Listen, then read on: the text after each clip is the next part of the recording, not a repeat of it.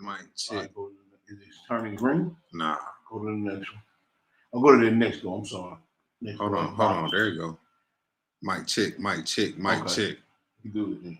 What about now, too? Can you hear us, Hebrew? Mic check. Appreciate that, Hebrew. Shabbat shalom. Yeah, appreciate that, nephew. Let us know if you can hear us, Hebrew. If anybody can hear us, let us know.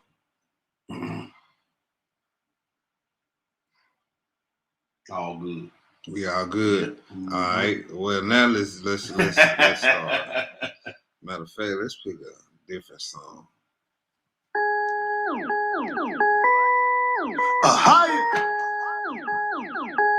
Yeah. Hey, since they stat watching, pocket checking. Yeah, real Judah. When real Judah gonna drop, they say we doing numbers. 144 up on that clock, they say we doing numbers. Hey, when your album drop, it shot, we doing numbers. Hey, we ain't never flopping, man, we doing numbers. They say we doing numbers. I might pull up real numbers. Hey, when your album drop, it shot, we doing numbers. 144 up on that clock, they say we doing numbers. All praise to my maker. What you hit me for, you need your song high. Get away from me, Satan. 130, that's for purchase. And I ain't tripping on these verses. You think I care about your damn song? What we living out these curses? Well, I do this work for the 12 tribes, and that tribe of Judah still ahead of them. They say shy when they got beef. Well, I run to them, never ran from them. Used to move to work with the scale on. Got shook when I seen the whole bell on me. Now I get the truth with the fringes on me. I'm clocking numbers with the Mitri on me. Kwame Yasha, all of my Judas, I pop my trunk. Everybody gon' wave. Shy, when your album gon' drop, I don't know, might be today. If they coming at me and to chip the deal, Sydney 48 might shoot to kill. Why everybody clocking us? What the haters real? Run my numbers up just for the thrill. Yeah, I'm riding with Crash, yeah, I'm C-walking. He always been playing, see my signal caller. It's gonna turn black like the sky falling. Trying to be an all white, yeah, skywalking. When you see Shy, that's real Judah. Hebrew hood music, my movement. Doing this work daily, my choosing. If it goes hard, they will choose it. When we're Judah gonna drop, they say we doing numbers. 144 up on that clock, they say we doing numbers. Hey, when your album drop, it Shy, we doing numbers. Hey, we ain't never flopping, man, we doing numbers. They say we doing numbers. I might pull up real numbers. Hey, when your album drop, it Shy, we doing numbers. 144 up on that clock, they say we doing numbers. Back in '88, I was just 9 pounds, 14 ounces. And by the age of 8, I probably moved 9 pounds, 14 ounces. And could have hit a meal when I was 18, but I was living reckless. And by 28, I hit 20 West and I came to Texas. Been in Bowen Homes with L.O. Boulder Crest with O.J. The Northern Tribes call me San Luis. Issachar call me Hefe. Chopping trees to make the paper. We take the paper, stack the lumber. Don't talk to me about doing numbers. I've been out here for 10 summers. It's misery. Better ask about me before you open the trap, Judah. Been homeless, I've been down bad. Praise the Most High, cause I'm back, Judah. Real life, no acts, Judah. Open your book of Acts, Judah. I don't brag, no, I don't boast, but I will keep actual facts, Judah. My honesty is genuine, even though some do pretend. Real Judah, we was born to win. Watch for the wolves, no Benjamins. Crappy job, call me the plumber. Staying woke, no time for slumber. Jacob watching for the signs and wonders, but my father said that my hairs is numbered. It's Louis. When we're Judah gonna drop, they say we doing numbers. 144 up on that clock, they say we doing numbers. Hey, when your album drop, it Shy, we doing numbers. Hey, we ain't never flopping, man, we doing numbers. That's They say we doing that's numbers. Shad and the dude named Louis I Mitchell. might pull up real numbers. Hey, when your album drop, it Shy, we doing numbers. 144 up on that clock, they say we doing numbers.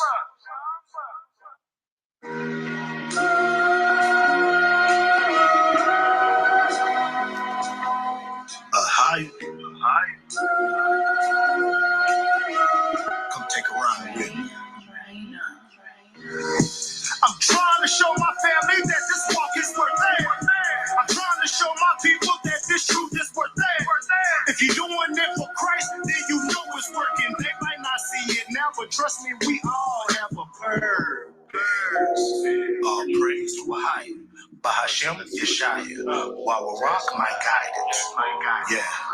Will I make it in? Well, I don't know. I'ma keep traveling on this narrow road. All green lights, so I guess time for me to roll. Go when my foes tipping. Do or die like I'm Poe Pippin. I show them truth, but the eyes wide shut. Call them folks in the cold giving. I skate past like I'm Bart Simpson. I got the juice for it all Simpson. I never thought that I'll be the one to give the truth. That's the way I was living. I had to open up the word and apply that scripture to myself. That's why you hear me on the song. I hold that mirror to myself. You can hate or relate, I don't care. I'm doing that work when the truth out there. It is what it is. We'll take a gas, a long way to go. So I'm just gonna keep on riding around and giving the truth to the people.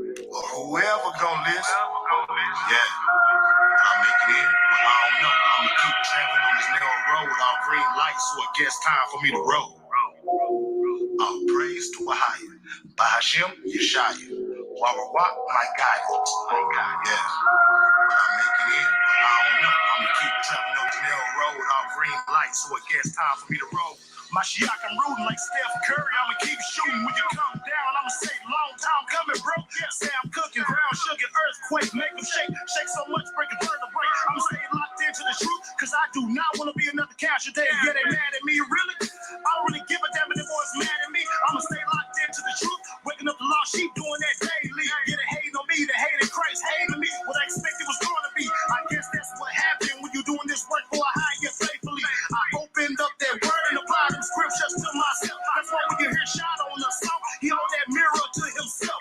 You can relate or hate, I don't care. I'm doing that work when the truth out there. It is what it is. We'll take a gas with a long way to go, so I'm just gonna keep on riding around and giving the truth to the people. Or whoever gonna listen. Yeah.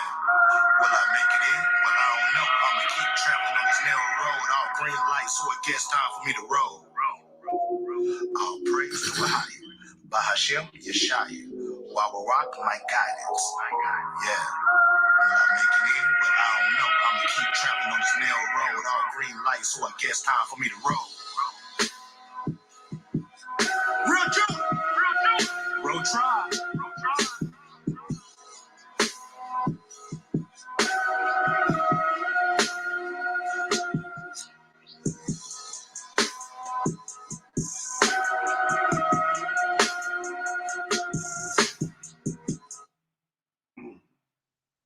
All praise, honor, and great glory is unto our Elohim, the Elohim of Abraham, Elohim of Yitzchak, Elohim of Yaakov. To our brothers and sisters in the faith, as always, we salute you. We give praise, honor, and glory to our uncrowned King, Yeshua HaMashiach. In these great and evil days, we await on his arrival to return, to get it all straight, to make a clean atonement for that which has been done and that which is supposed to be done. We coming to you once again on another Shabbat day. I got the young lion with me. Shalom. We in the building. I turn it over to my son. Shalom, family. Shabbat shalom. It's good to be before you guys on another Shabbat night. You know what I'm saying? Hope everybody prep was as least hectic as possible. I know how it be on Friday trying to cram everything in before the sun go down. You know what I'm saying? Let's just make sure we stay in that mode. We don't ever want to get in the mode of, Yeah. you know, it's the Nah, Sabbath, man. I just go when I get there. Nah, you know it. Hey, let's not get complacent. You know what I'm saying? But y'all see what the title is, part 2. Part 2, the Order of Aaron, a means to an end, the Order of Melchizedek, the beginning and the end. What's up? Just stay at home, bro. You say you need to tag him in. You ready to come in and read. Get you some rest, bro. We gonna hold it down tonight. Hallelujah. Hallelujah. Appreciate you, Hebrew. Man, look here. Hey, we finna get into it. We dealt with Melchizedek in the beginning last time. That's right. Part 1, right? we looked at a number of things in that. Like we didn't hit Psalms 110. We didn't hit none of the New Testament scriptures. Right. It was all Old Testament before Adam. I mean, before Enoch, during Enoch, and after Enoch. You know what I'm saying? That's right. And we looked at first the priesthood in the heavens. Yep. We kept reading it's a temple. It's this up there. The altar, the golden censers, the tabernacle of the testimony, the angels officiating in the temple with the garments on, breast covered with golden girdles, the ark of the testament, right? That's right. We saw all that in the heavens first. Then we went in Jubilees and showed how the law was a part of this priesthood. So how the feast days was a part of it, how the commandments was a part of it. Right, and then we went and showed priests in this priesthood, starting with Adam. That's right, covered a lot of ground. Yes, sir. And then before we even went there, we showed you how the Melchizedek order is the father's priesthood in Testament of Judah, chapter 21. Right, so at the gate, we establishing that Melchizedek is the more superior priesthood. Right, it was there in the beginning. You know what I'm saying? And then we looked at Enoch, and then we got into something real interesting about Ner having the son being born the same way that the Messiah was going to be born, and they named it Melchizedek. And then it told you there's another Melchizedek coming that's going to be the priest of priests. So the whole child that Ner and his wife had was a shadow of Christ, was a type of Christ. That's right. All right. And then we showed you, we went to Genesis 14, showed you Shem as a priest. We showed you Noah as a priest. We showed you Adam as a priest. Right. And then Moses, to close it out, part 1, we went to Exodus 19 and showed you Moses mentioned the priesthood where every person of the nation of Israel was supposed to be a priest. And what priesthood would that be? Melchizedek. That's right, brother. All this is before you get to Psalms 110. All right, so tonight we're going to deal with a means to an end, the order of Aaron. All right, and just to throw out the objectives again that we're going to cover over the course of this, over the course of these classes is the order of both priesthoods, which one came first, which we answered that already, the aspects, what aspects of the laws were active and inactive during both priesthoods. Melchizedek before it came into its fullness, which we dealt with last class. The start and the regression of the Levitical priesthood, which we will be getting into tonight. And spiritual aspects of the Torah, we might be able to get into a little bit of tonight, but that's more so part 3. Okay. Part 3 is what's going to tie everything that we've been talking about in. But tonight we dealing with a means to an end. So something that we had to deal with to get us back to where we was in the beginning. Okay. All right. So let's start this out in Jasher 9. All right. Let's start it out in Jasher chapter 9. Let's do 1 through 6. All right. Jasher chapter 9, 1 through 6. We're going to tie up a few more loose ends on this Melchizedek before it came into its fullness, before we hop in Aaron. I'll make sure we read the same one. This we hear right here. Yeah. Okay. No. See, that's what I was saying. Read that 1 through 6. All right. All right, we in Jasher chapter 9, verse 1. Yeah. Yeah, this same one. It is. Yeah. Okay. And Haran, the son of Terah, Abram's oldest brother, took a wife in those days. And Haran was 39 years old when he took her. And the wife of Haran conceived and bare a son and called his name Lot. She conceived again and bare a daughter, and she called her name Milcah. And she again conceived and bare a daughter, and she called her name Sarai. Right. Haran was 42 years old when he begot Sarai, which was in the 10th year of the life of Abram. And in those days, Abram and his mother and nurse went out from the cave, as the king and his subjects had forgotten the affair of Abram. And when Abram came out from the cave, he went to Noah and his son Shem, and he remained with them to learn the instruction of Yahweh. and his ways, and no man knew where Abram was. And Abram served Noah and Shem, his son, for a long time. And Abram was in Noah's house 39 years. How many years? 39 years. All right, so we see Abraham was in the house of Melchizedek priest for 39 years, learning the ways of the Most High. So if he learned the ways of the Most High, you know he learned the priesthood, of course. You know he learned the priesthood, right? And guess who was teaching them? Who we read about in Genesis 14, who we read about in Joshua 16. Oh, okay. Oh, okay. Hold on. You finished verse 6. I think I stopped at verse 6, yeah. Okay, yeah, that was it. Okay. Yeah, that was all I wanted right there. Okay. So we see Abraham was in their house being taught. All right. That's right. All right, so let's go to the next spot, Genesis 26. Genesis 26. We picking up where we left off. Genesis 26, 1 through 5. All right. And there was a famine in the land. Beside the first famine that was in the days of Abraham. Right. And Isaac went unto Abimelech, king of the Philistines, unto Gerar. Mm-hmm. And Yahweh appeared unto him and said, Go not down to Egypt, dwell in the land which I shall tell thee of. Sojourn in this land, and I will be with thee, and will bless thee.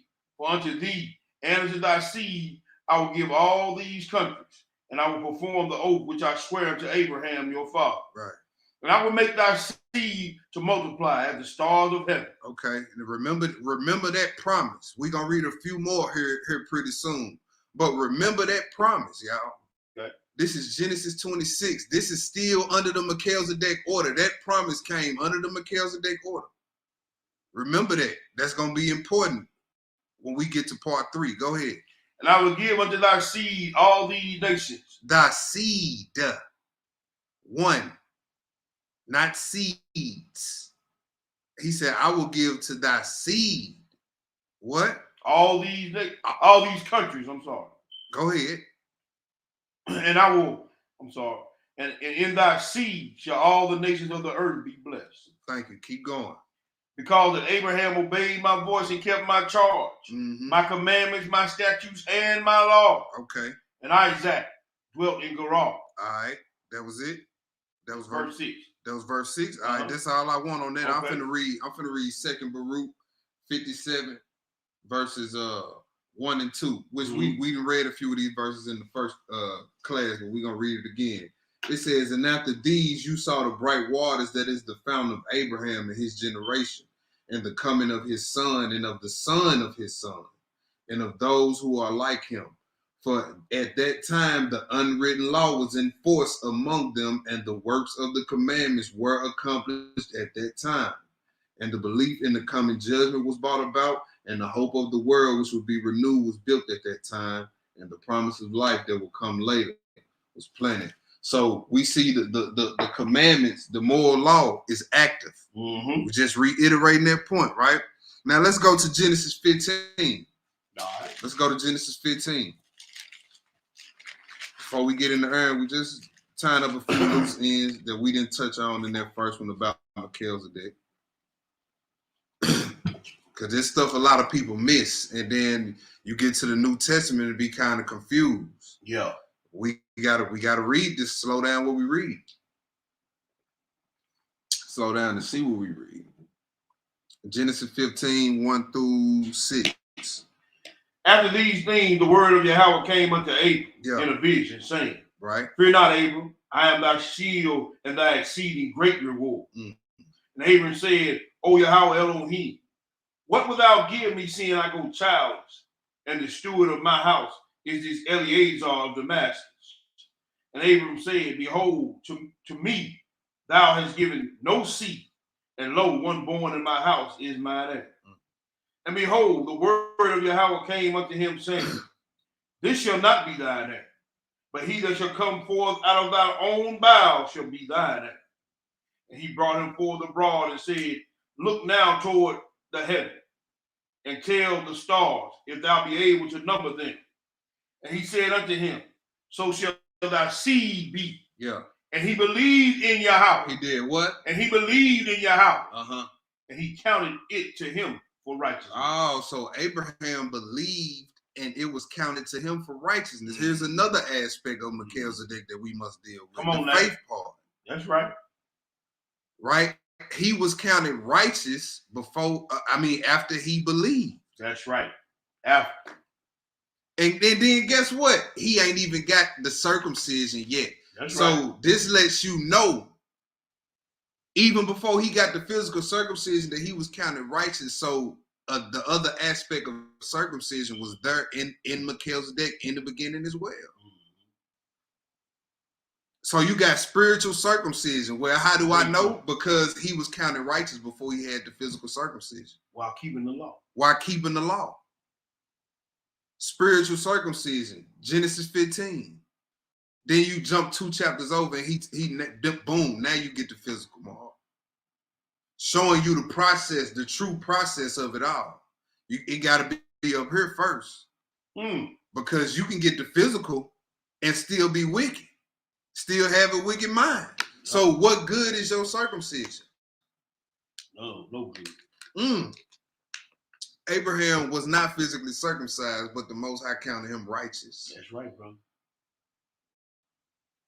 All under the order of Melchizedek. Let's go to Genesis 12.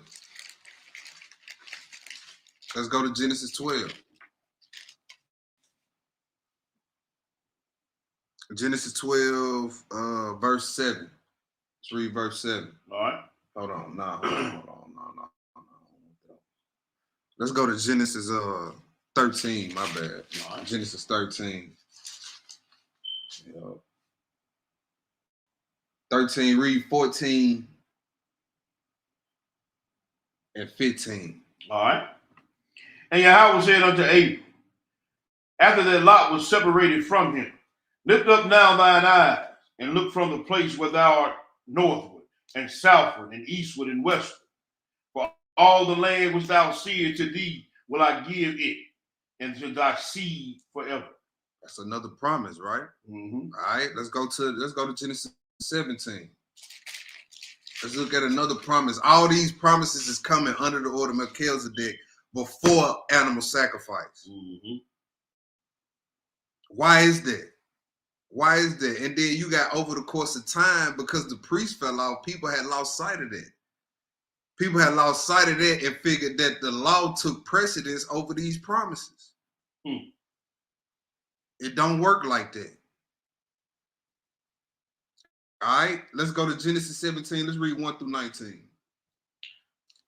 And when Abram was 90 years old and 9, Yahweh appeared unto Abram and said unto him, I am the Almighty Yah. Walk before me and be thou perfect. Yeah. And I will make my covenant between me and thee, and I will multiply thee exceeding.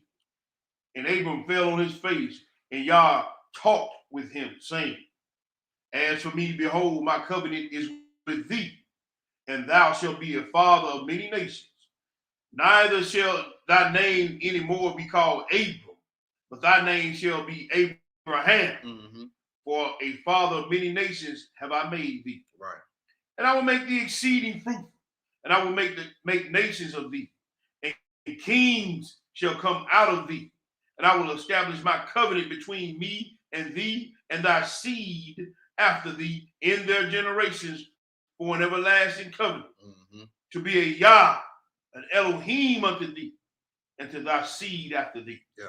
And I will give unto thee and to thy seed after thee the land wherein thou art a stranger, all the land of Canaan for an everlasting possession, and I will be their Elohim. And Yahweh said unto Abraham, thou shalt keep my covenant therefore, and thy seed after thee in their generation. Right. This is my covenant, which ye shall keep between me and you and thy seed after thee. Every man child among you shall be circumcised. Go ahead. And ye shall circumcise the flesh of your foreskin, and it shall be a token of the covenant between me and you. And he that is 8 days old shall be circumcised among you. Every man child in your generations, he that is born in the house or bought with money, or any stranger which is not of thy seed. Mhm. He that is born in thy house, and he that is bought with thy money, must needs be circumcised. Ooh, what? Must needs be circumcised. We'll read that and totally miss what was written in Genesis 15. Mm-hmm. Right? We'll just disregard. Right. You know what I'm saying? That's where you got to have the balance in the scripture. The scripture is not a book where you can belong to a certain extreme, because it's a balanced book. That's right, brother. Right? You can't be on one extreme or the other. You got to be balanced. So you read must needs be circumcised. You must have the covenant in your flesh, but don't just focus on that. Focus on how in the world That's right, his brothers being counted righteous before they even had this covenant in their flesh. That's right. This is how Melchizedek, your mindset supposed to be operating. Spirit before flesh. Come on, man. Spirit before flesh, because it's a spiritual priesthood. All right? Go ahead. And my covenant shall be in your flesh, Yeah, for an everlasting covenant. And the uncircumcised man child whose flesh of his foreskin is not circumcised, thou shalt be cut off from his people. He has broken my covenant. And Yahweh said unto Abraham, as for Sarai thy wife, thou shalt not call her Sarai, but Sarah shall her name be. Right. And I will bless her and give thee a son also of her. Yea, I will bless her, and she shall be a mother of nations. Kings of people shall be of her. And Abraham fell upon his face and laughed and said in his heart, shall a child be born unto him that is 100 years old? And shall Sarah that is 99 years old bear? And Abraham said unto Yahweh, oh, that Ishmael might live before thee. And Yahweh said, Sarah thy wife shall bear thee a son indeed, and thou shalt call his name Isaac. And I will establish my covenant with him for an everlasting covenant. And with who else? And with his seed after him. Who else came out of Isaac besides the Israelites? Who's the main Israelite that came out of his body? That's right, brother. That he established the everlasting covenant. That's right, brother. You know, I gotta say something, bro. You touched on something that was so perfect. Go ahead. I think a lot of the issue with a lot of what we see going on in Israel today is because a lot of teachers teach this, the physical letter of the law, before they even start teaching it. And that's where we get a lot of the issue that we see even amongst ourselves. Yeah. Is that we keep, when most people come into the truth, they banging on the letter, they banging on the orders, they bang, and they never, ever get to the spiritual part of the righteousness of living, even outside of the ordinances. And I think that's a big problem. I'm glad you brought it up, man. Man, all praises. And that's why you know, we attacking this subject matter the way we doing it, showing you, because people, they start their journey right in Exodus 20, which is good. No problem with that. But when you get down to you know, the initial shock of it all, of being in this thing, now you got to get a little bit more nuance. There you go. You know what I'm saying? You can't just be all over the place. You got to get in the priesthoods. That's right. You got to get in the, you know what I'm saying? All that. So people start like the start of Exodus 20. But if you really gonna start and when you really trying to learn the priesthood, then I will start in Matthew 5.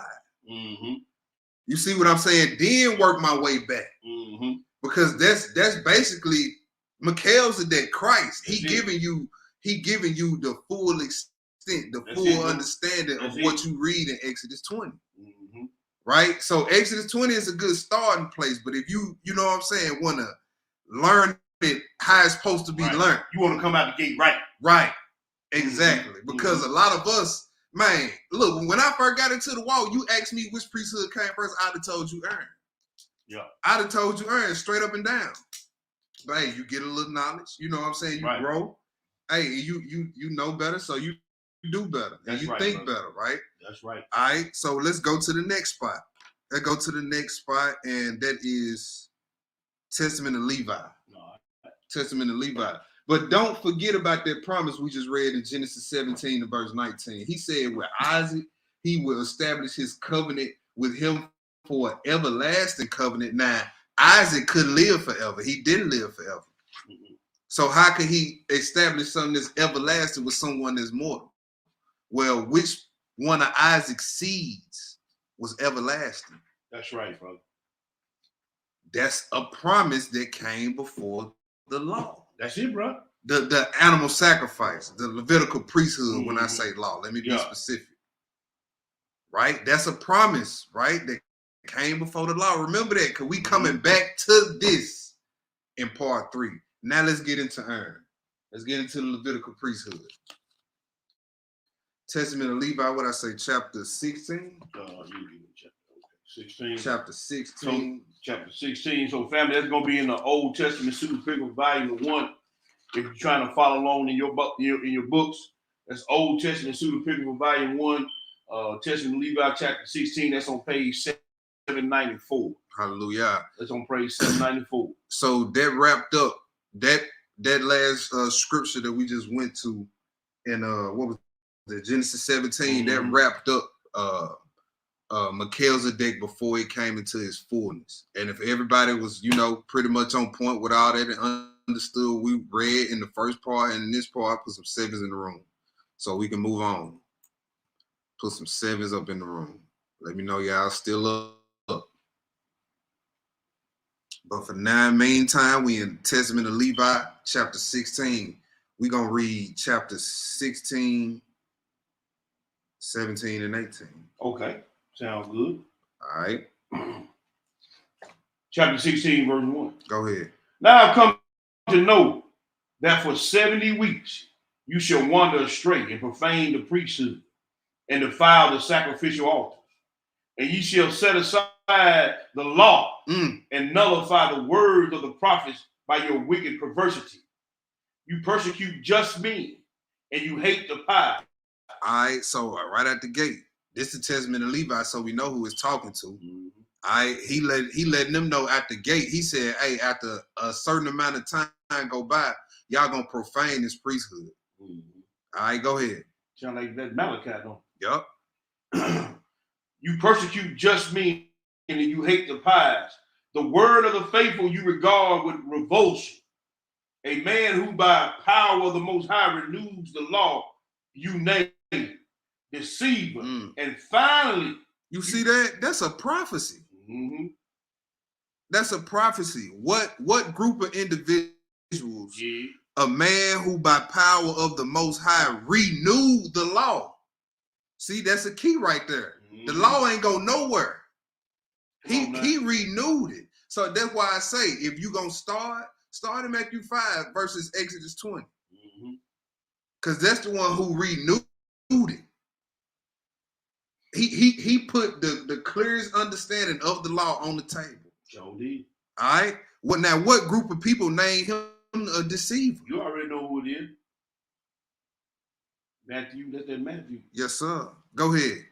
And finally, you shall plot to kill him, not discerning his imminence. By your wickedness, you take innocent blood on your head. Talking about the Pharisees. That's right, right, future brother. prophecy about Levi's descendants. All right, go ahead. I tell you, on account of him, your holy places shall be razed to the ground, and you shall have no place that is clean, but you will be a curse and a dispersion among the nations until he will again have you regard for you. All right, go ahead. And take you back in compassion. 17, chapter 17. Because you have heard about the 70 weeks, listen also concerning the priesthood. In each jubilee, there shall be a priesthood. In the first jubilee, the first person to be anointed to the priesthood will be great. Right. And he shall speak unto Yah as Father. And his priesthood shall be fully satisfactory to Yahweh. In the days of his joy, he shall rise up for salvation of the world.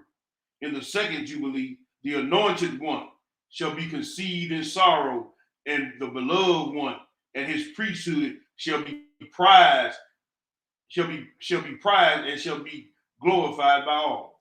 The third priest shall be overtaken by grief. The fourth priesthood shall be with suffering, because injustice shall be imposed upon him in a high degree. Right. And all Israel shall hate each one his neighbor. The fifth shall be overcome by dark. All right, so we see this priesthood, right? He talking about the anointed one. In this verse, the anointed one is who the high priest would be after this order. Mm-hmm. All right, so we see it's steady regressing. It's not getting better. Ain't gonna get no better. It's steady regressing, right? We see that. Go ahead. Likewise, the sixth and the seventh.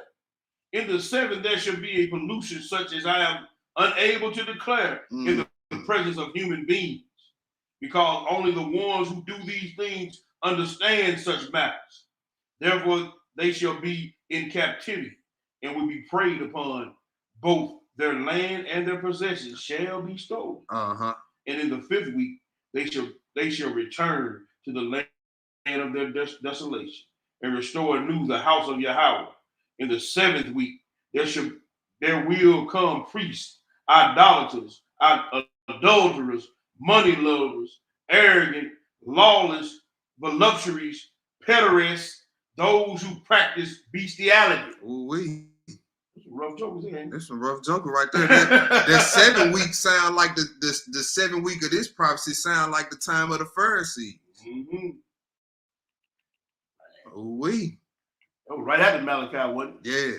Mm-hmm. Yep. Chapter 18. So this priesthood ain't gonna get no better. Yeah, and y'all trusting it. Exactly. You got a lot of rules that they trusting in this. Yeah. And a lot of people don't even realize that they, you know, they still in errand when they tell you, oh, you can't do this in the congregation until you circumcised, or you can't come here until you circumcised. You can't partake in the feast days until you circumcised. What? They skip like Genesis 15 don't exist.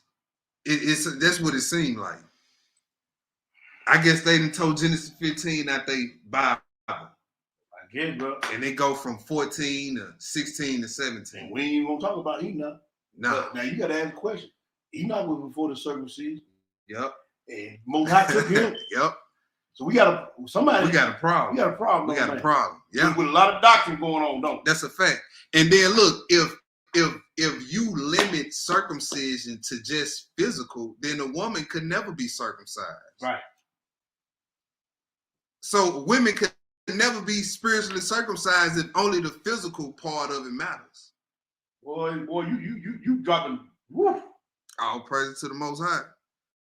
Chapter 18, Testament of Levi, chapter 18. So that there has to be a spiritual aspect of it, like when you look at it from that perspective. Like if you just talking about physical, then where do they lead the Hebrews? Hey, come on now. And going back to that, they said Methuselah was righteous too. Now they said all them boys, Enoch, all of them. Now there wasn't no circumcision around then. Noah. No. They gonna consider that today, right? Yep. Yes, sir. What? Testament of Levi, chapter 18. Yeah. When vengeance will have come upon them from Yahweh, the priesthood will lapse. The priesthood will do what? Lapse. Okay, so we know at the gate, which we already knew it ended, but it's letting you know. Levi let you know it's gonna lapse. Go ahead.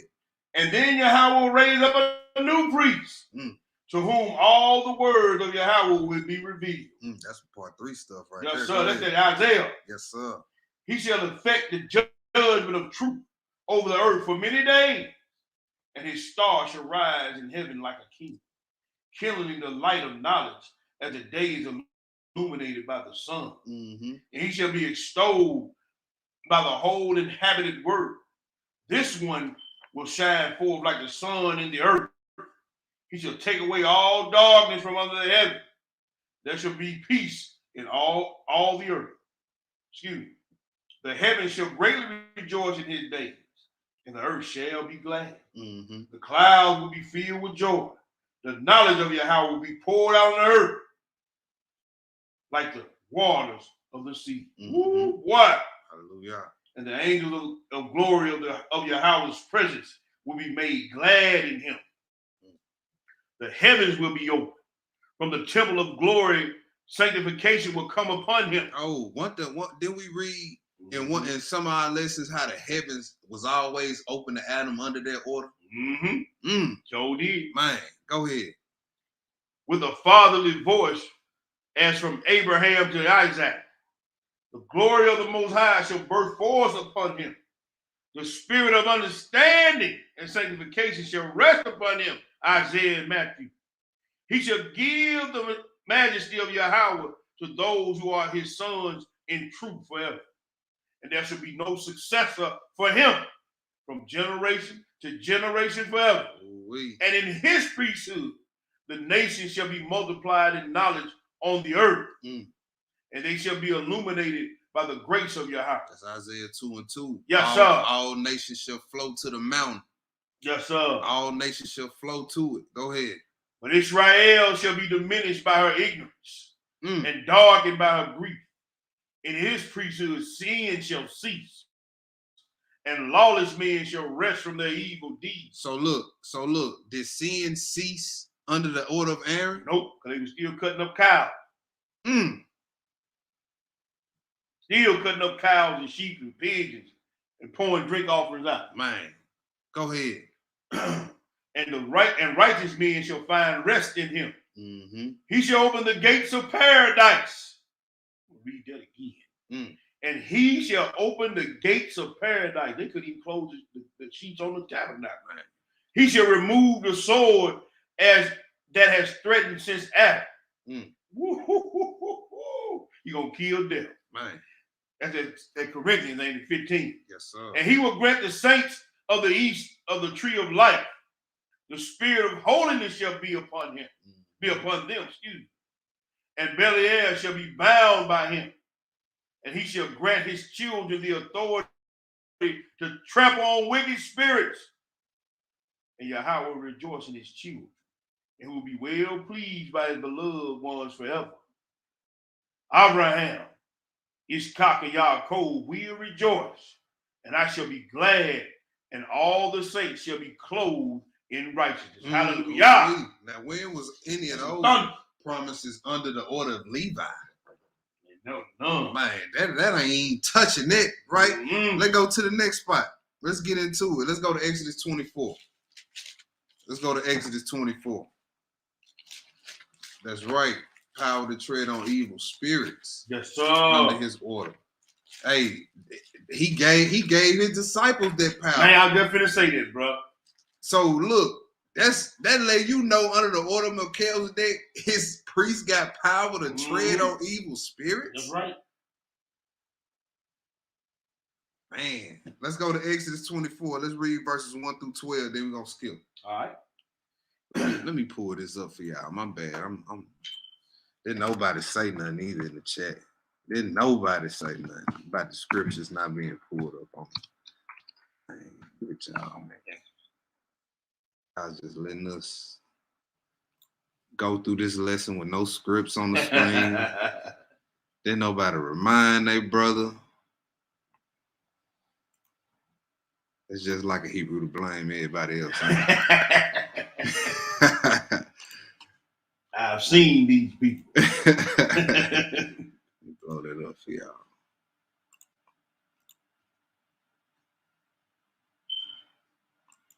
All right. Exodus 24. Exodus 24, verse 1. Go ahead. And he said unto Moshe, come up unto the Lord, thou, Aaron, Nadab, and Abihu, and 70 of the elders of Israel, and worship ye afar off. And Moshe alone shall come near unto your house. But they shall not come nigh, neither shall the people go up with him. And Moshe came and told the people all the words of Yahweh, and all the judgments. And all the people answered with one voice and said, all the words which Yahweh has said will we do. And Moshe wrote all the words of Yahweh and rose up early in the morning and builded an altar. And builded an altar under the hill.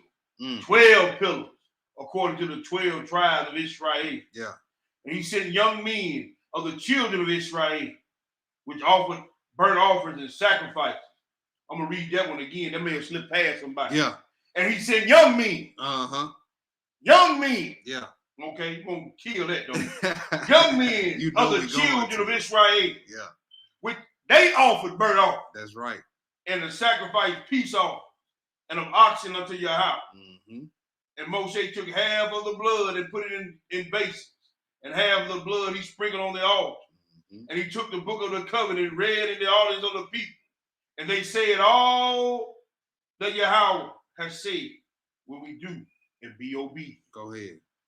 And Moshe took the blood and sprinkled it on the people and said, behold, the blood of the covenant which Yahweh has made with you concerning all these Davarim. And then went up Moses and Aharon, Nadab and Abihu, and the 70 of the elders of Israel. And they saw the power of the Elohim of Israel. And there was under his feet, as it were, a paved work of a sapphire stone. All right. So what do we see here? All right. We got the covenant, the marriage ceremony right here, right? Mm-hmm. Who is the go-between for the people of Israel and the Most High at this point? That's right. Moses. So Moses is the mediator. Mm-hmm. Right? You got Moses, the mediator of this whole administration, which under his administration is the Levites and their priesthood. Right? Come on, man. And Moses was considered the lawgiver, not the law writer. The lawgiver, not the law creator, the lawgiver. Mm-hmm. All right? He just gave what was already in motion before his time. That's it, brother.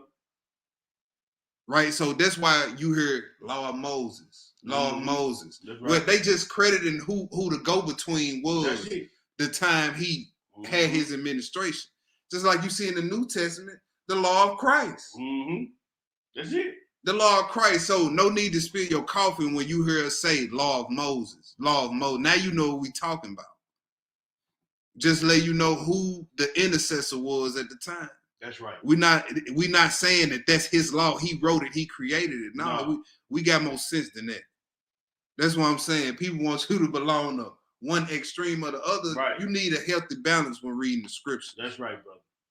This is not a book where you can just side with extremes. You have to get both sides of the coin and come to a logical and scriptural analysis. All right, go ahead. Uh-huh. And as it were the body of heaven in his clearness.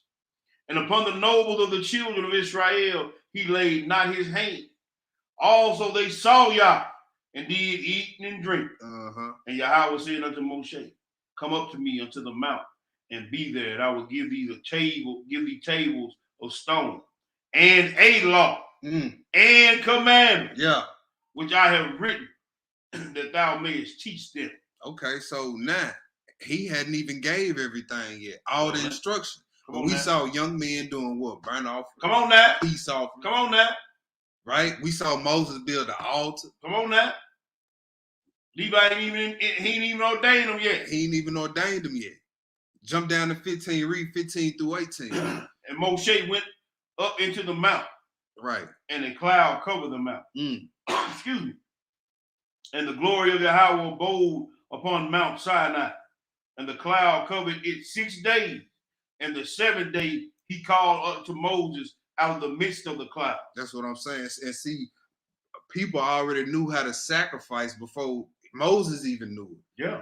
You see what I'm saying? So they didn't learn about sacrifices and all that with Aaron. That knowledge was already in the earth. So when people like Moses and Aaron saw the layout of the Levitical priesthood, it was elementary to them. Yep. They already knew how, you know what I'm saying? They knew the finished product of it all. Even the young boys knew how to sacrifice. Yep. Go ahead. Verse 17. Yeah. And the sight of the glory of Yahweh was like the devouring fire on the top of the mount in the eyes of the children of Israel. Yeah. And Moshe went into the midst of the cloud and got him up into the mount. And Moshe was in the mount 40 days and 40 nights. Chapter 25, 1 through 9. And Yahweh spake unto Moshe, saying, Speak unto the children of Israel, that they bring me an offering. The children of Israel bring me an offering.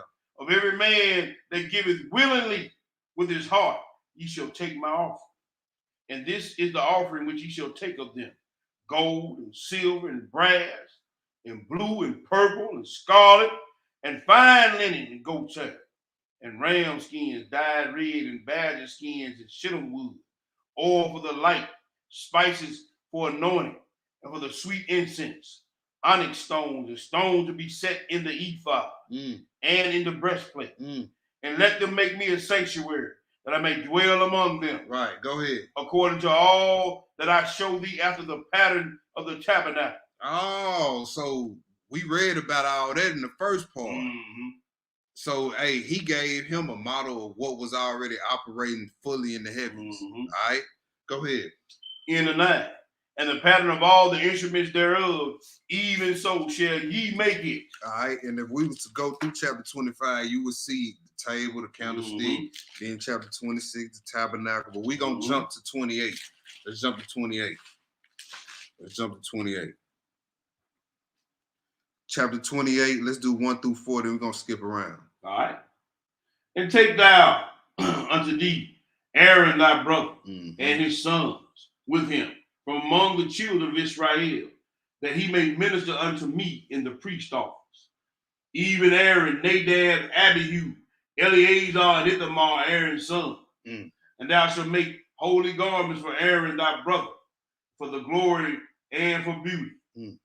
And thou shalt speak unto all that are wise-hearted, whom I have filled with the spirit of wisdom, that they may make Aaron's garments to consecrate him, right, that he may minister unto me in the priest office. And these are the garments which they shall make: a breastplate, an ephod, a robe, a broidered coat, a mitre, and a girdle. And they shall make holy garments for Aaron thy brother and his sons, that they may minister unto me in the priest office. All right, skip, that was 4. That was the end of 4. Skip down to 15. All right. And thou shalt make the breastplate of judgment with cunning work. After the work of the ephod, thou shalt make it of gold, of blue, and of purple, and of scarlet, and of fine twined linen shalt thou make it. All right, skip down to verse 30.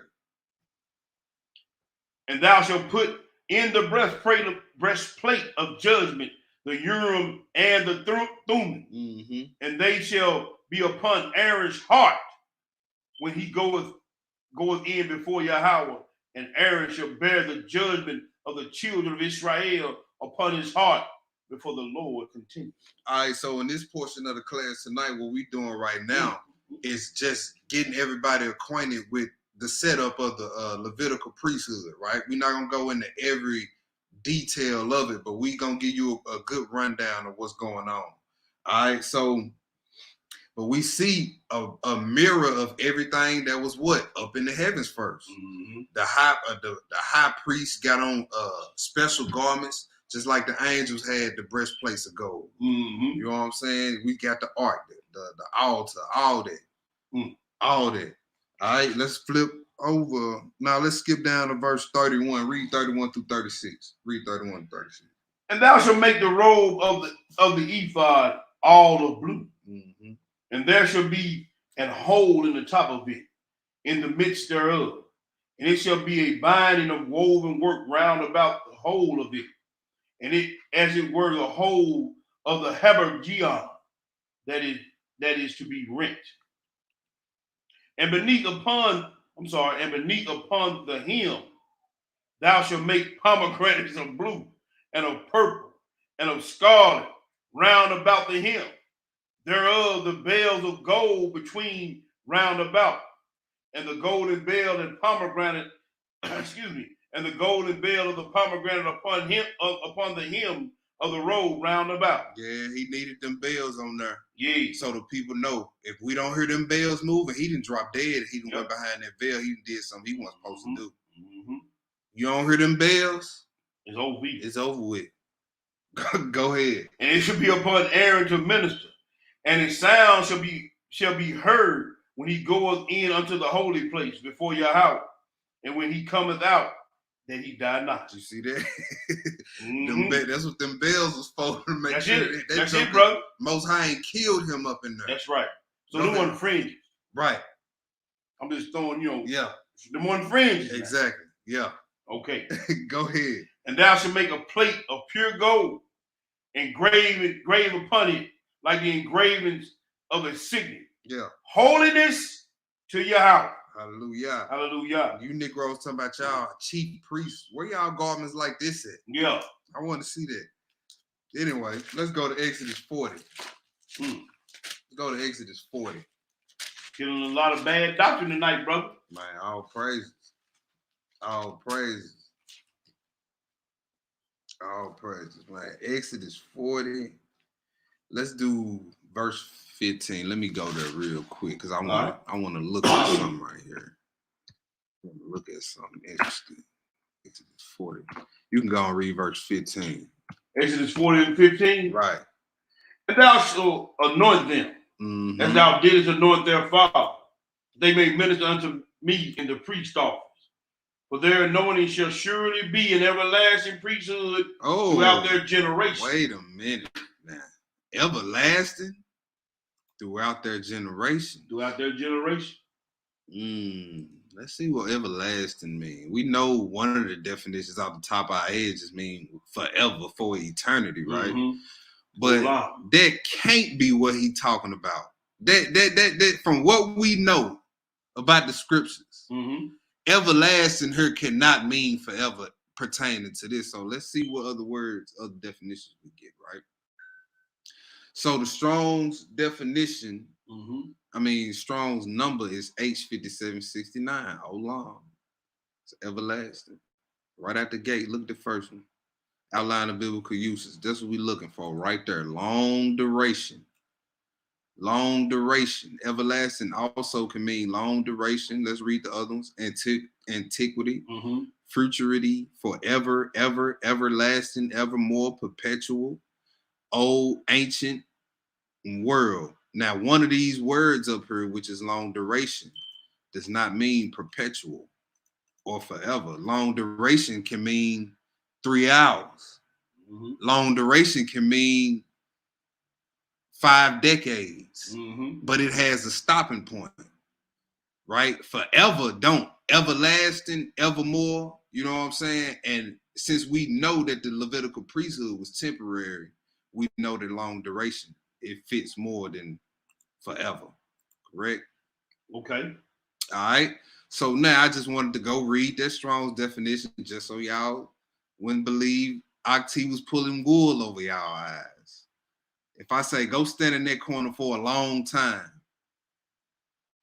it don't tell you how long, but it don't say it's gonna be forever either. All right.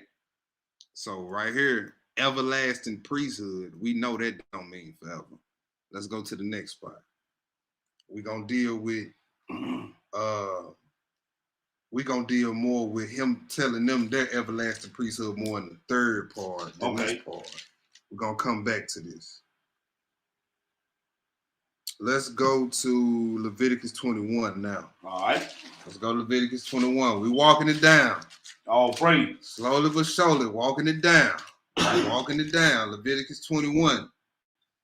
Pick it up at verse 1. We're gonna read to verse 21. All right. Yeah. And Yahweh said unto Moshe, speak unto the priests, the sons of Aaron, and say unto them, there shall none be defiled for the dead among his people. Right. But for his kin that is near unto him, that is for his mother, and for his father, and for his son, and for his daughter, and for his brother, and for his sister, a virgin that is nigh unto him. Okay, so high priests, sons of Aaron, these are laws for them, right? Not the Levites that will be helping them, but for Aaron and his sons, those who will be high priests after the order of Aaron. All right, go ahead. For her may he be defiled, but he shall not defile himself, being a chief man among his people, to profane himself, shall not make baldness upon their head.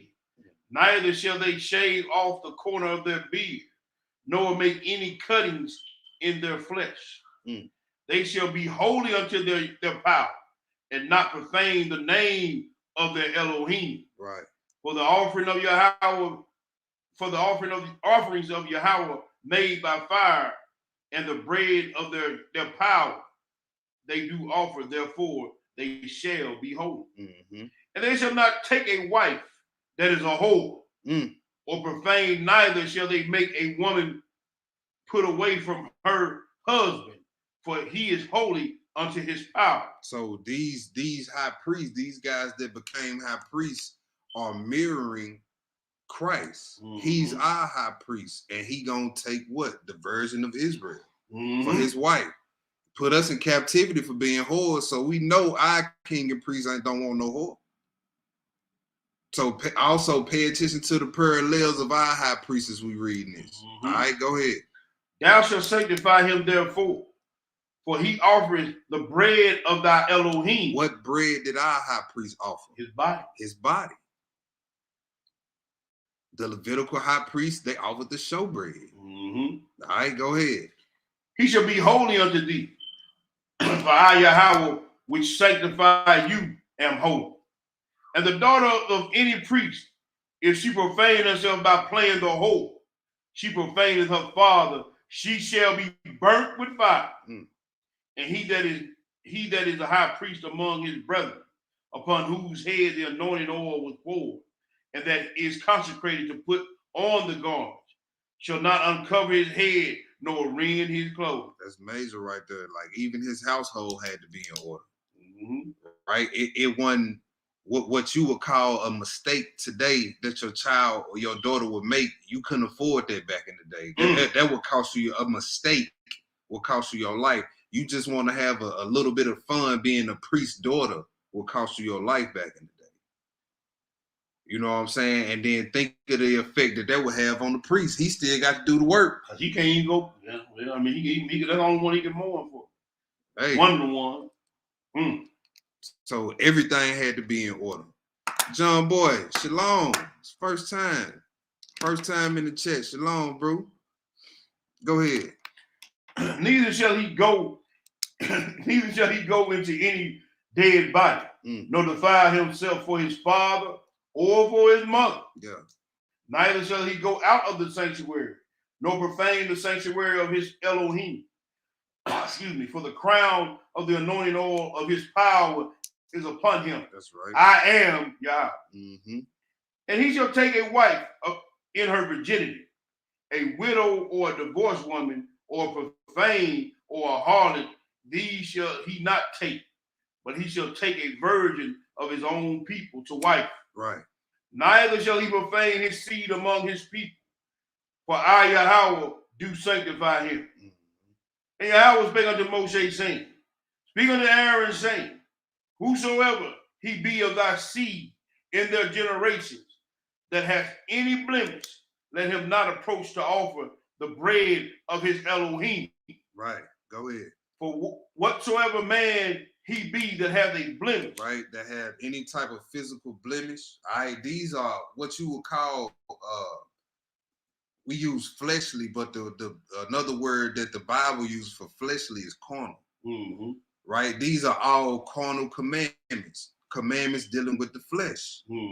For the high priest. Carnal commandments. Remember that phrase when we get to the part. That's right, brother. All right, go ahead. He should not approach a blind man or lame, or he that has a flat nose, or anything superfluous, or a man that is broken-footed, or broken-handed, or crook-backed, or a dwarf, or that has blemishes in his eye. Right, so Gary Coleman couldn't be in the temple doing this work. Jay-Z with that nose couldn't be in the temple talking about he Levitical priest. No, not with that nose. Oh, Bill Pepper. Ray Charles couldn't be up in there. Stevie Wonder can't be in the temple. Nothing against them brothers. They just, hey, this was the law back then. Crooked back, who else? Or be scared. Had the blemish in his eye. So T-Mac, Tracy McGrady, could not be in the temple. Right? Go ahead. Or scurvy. or scabbed, or he that has his stones broken. Boy, I ain't got no person for that one. I know. Go ahead. No man that hath a blemish of the seed of our own, the priest shall come nigh to offer offerings of the most high power made by fire. Right. He hath a blemish, he shall not come nigh to offer the bread of his Elohim. Hallelujah. Hallelujah. Let's go to Numbers chapter 4. Let's go to Numbers chapter 4. All right, so now we see in we dealing with the means to an end. You know what I'm saying? The Levitical priesthood. All right. Let's go into a little bit more detail how it was broken apart in divisions and whatnot. Let's go to Numbers 4. Mm-hmm. Let's go to Numbers 4. Let's do 1 through 4. All right. All praise. All right. Go ahead. And Yahweh spake unto Moshe and Aaron, saying, take some of the sons of Kohath from among the sons of Levi, after their families by the house of their fathers. Uh-huh. From why you have me read this?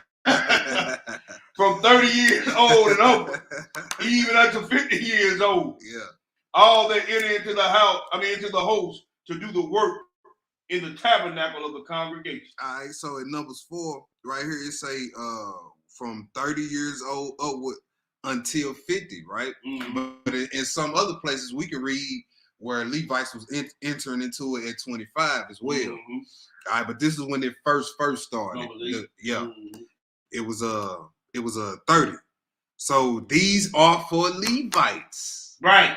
These are for Levites. Please make that clear. This is not for, telling, because we at the old class they was telling me I couldn't start a teaching ministry until I was 30.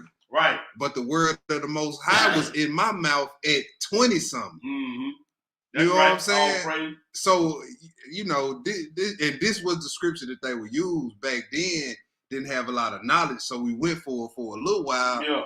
And then I started looking at it. You know what I'm saying? Like, hey, this don't make no sense. I know we can't prove that we Levites. Right. And then they didn't even read the other half of the verse. Nah, they did. They gonna hold to that standard. Right. Because a lot, and now if you gonna tell a brother he can't start a ministry until he's 30 and use this, then your old butt need to be sitting down at 50.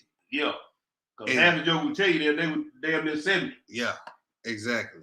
So I mean, it's a contradiction either way it goes. Right. They not even rightfully dividing the scriptures. That's right. But let's keep reading. Read 1 through 4. That was it. All right. Yep. Mm-hmm. All right. So I didn't read 4. I'm sorry. Go ahead. This shall be the service of the sons of Kohath. Okay. The tabernacle in the tabernacle of the congregation about the most holy things. Okay, so the sons of Kohath, they had charge of caring for the objects associated with the tabernacle. That's all right. Let's skip down to 21 and read 21 through 24. And Yahweh spake unto Moshe, saying, take of the sons take also the sum of the sons of Gershon throughout the house of their fathers by their families. Mm-hmm. From 30 years old and upward until 50 years old shalt thou number them. Mm-hmm. And all that enter in to perform the service, to do the work in the tabernacle of the congregation. Yeah. This is the service of the families of Gershonites, to serve and for the birds, and for birds. Read through 26. Okay. Yeah. And they shall bear the curtains of the tabernacle, and the tabernacle of the congregation is coverings, and the covering of the badger skins, and that is above upon it, and the hanging for the door of the tabernacle of the congregation, and the hangings of the court, and the hangings for the door of the gate of the court, mm-hmm. which is by the tabernacle, and by the altar round about, and their cords, and all the instruments of their service, and all that is made for them, so shall they serve. All right, so the Gershonites? Gershonites. Mm-hmm. The Gershonites mm-hmm. was in charge of the drapings, the ropes, and all the coverings of the tabernacle. Mm-hmm. All right, let's skip down to 29 through 33.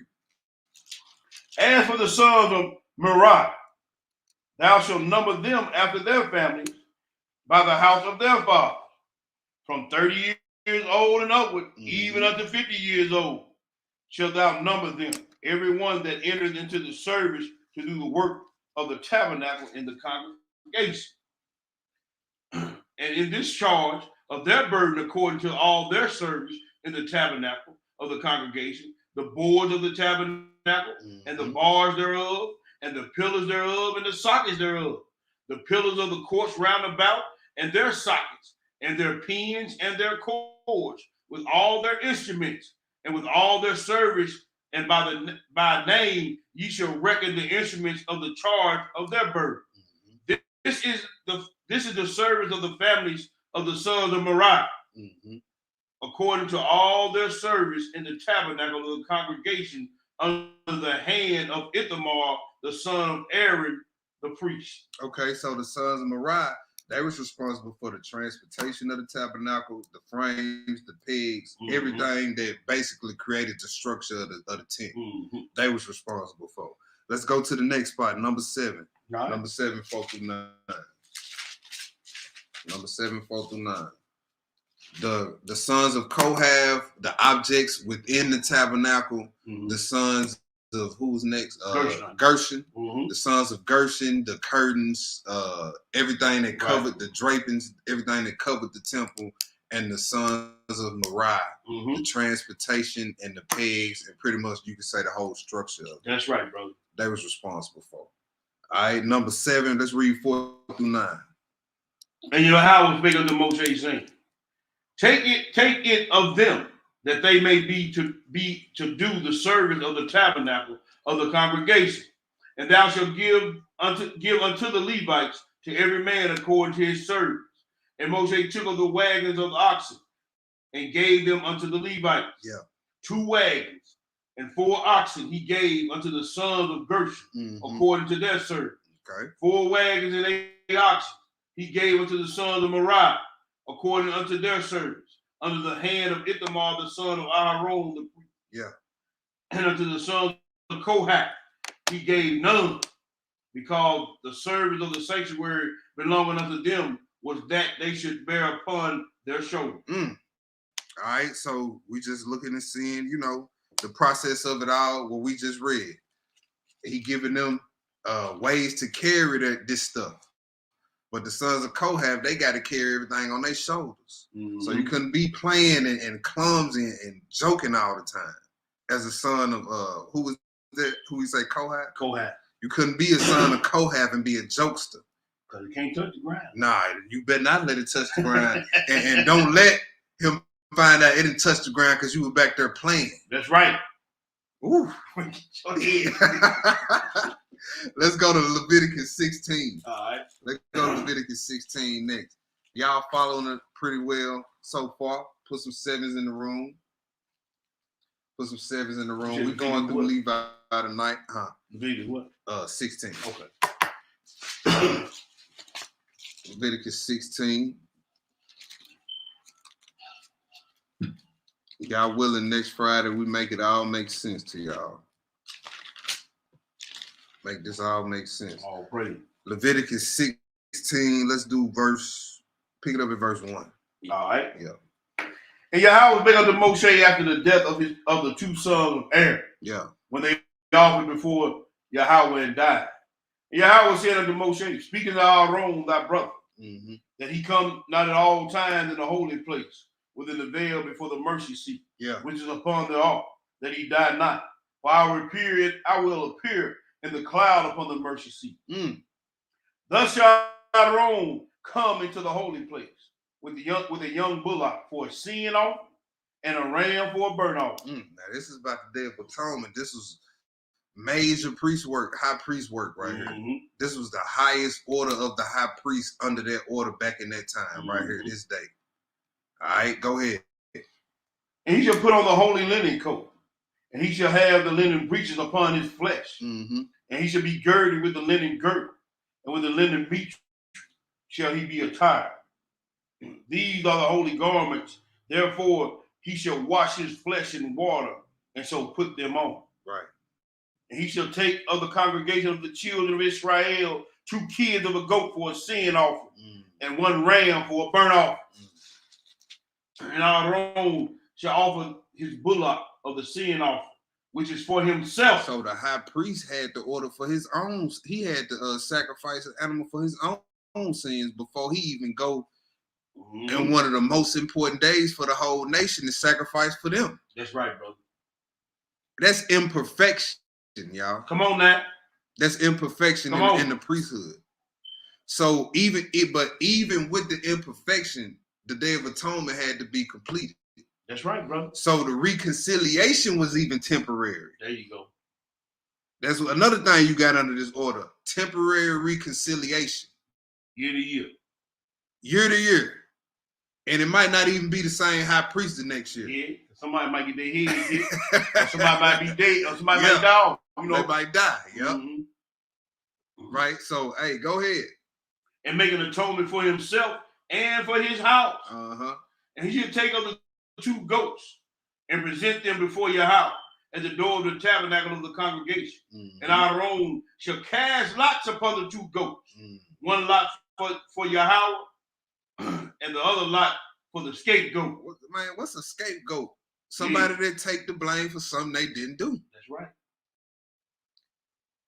What descendant of Abraham ended up being the scapegoat for Israel? It wasn't Aaron. One Aaron, one David, one Solomon, one Josiah, one Hezekiah. Nope. Show one Zedekiah. One Zedekiah. Go ahead.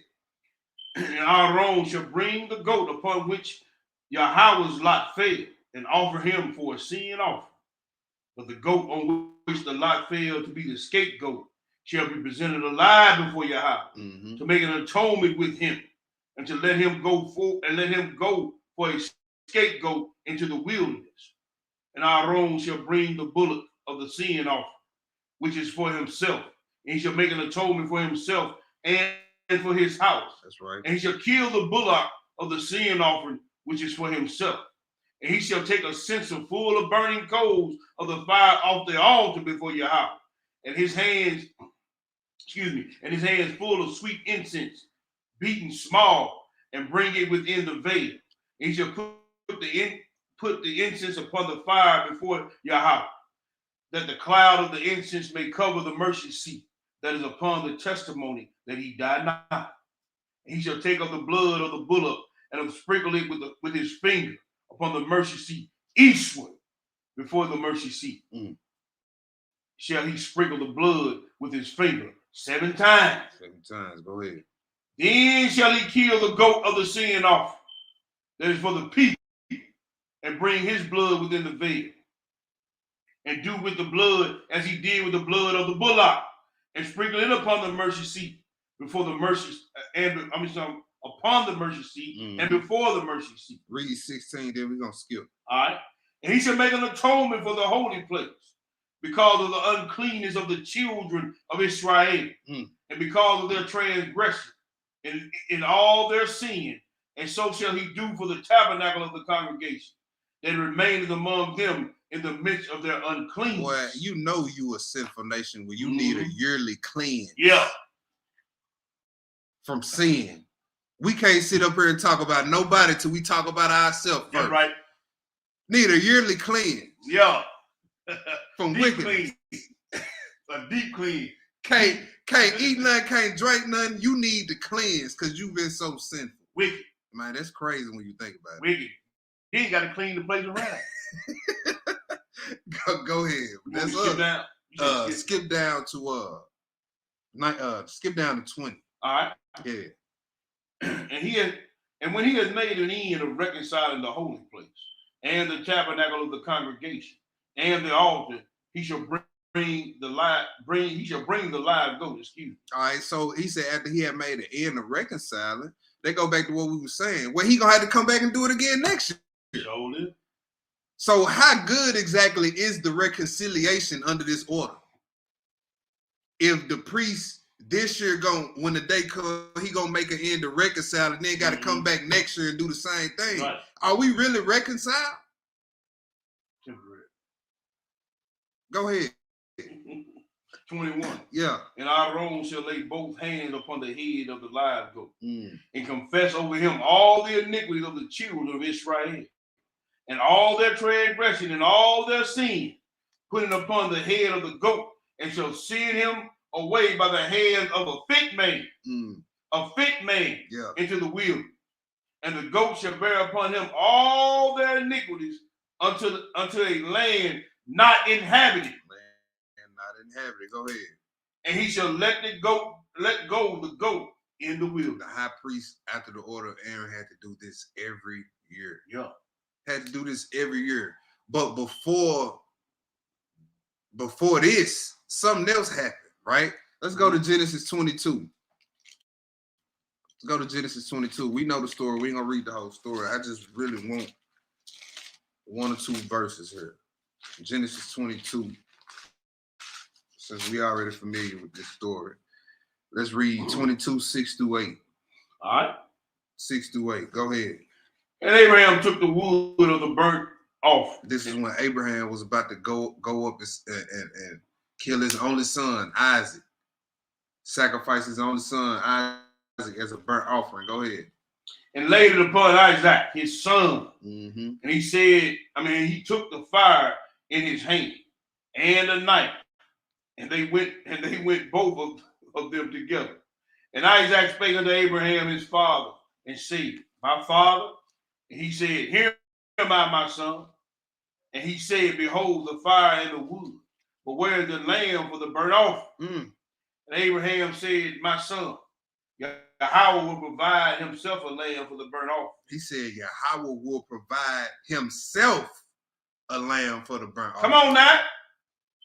This was before Levi. This was before Abraham could even get to see Leviticus 16. He said God himself will provide a lamb. So he knew that a sacrifice was coming. Yes, sir. Go and finish that out. So they went both of them together. I'm finna read Revelation 13 and 8. Read it, brother.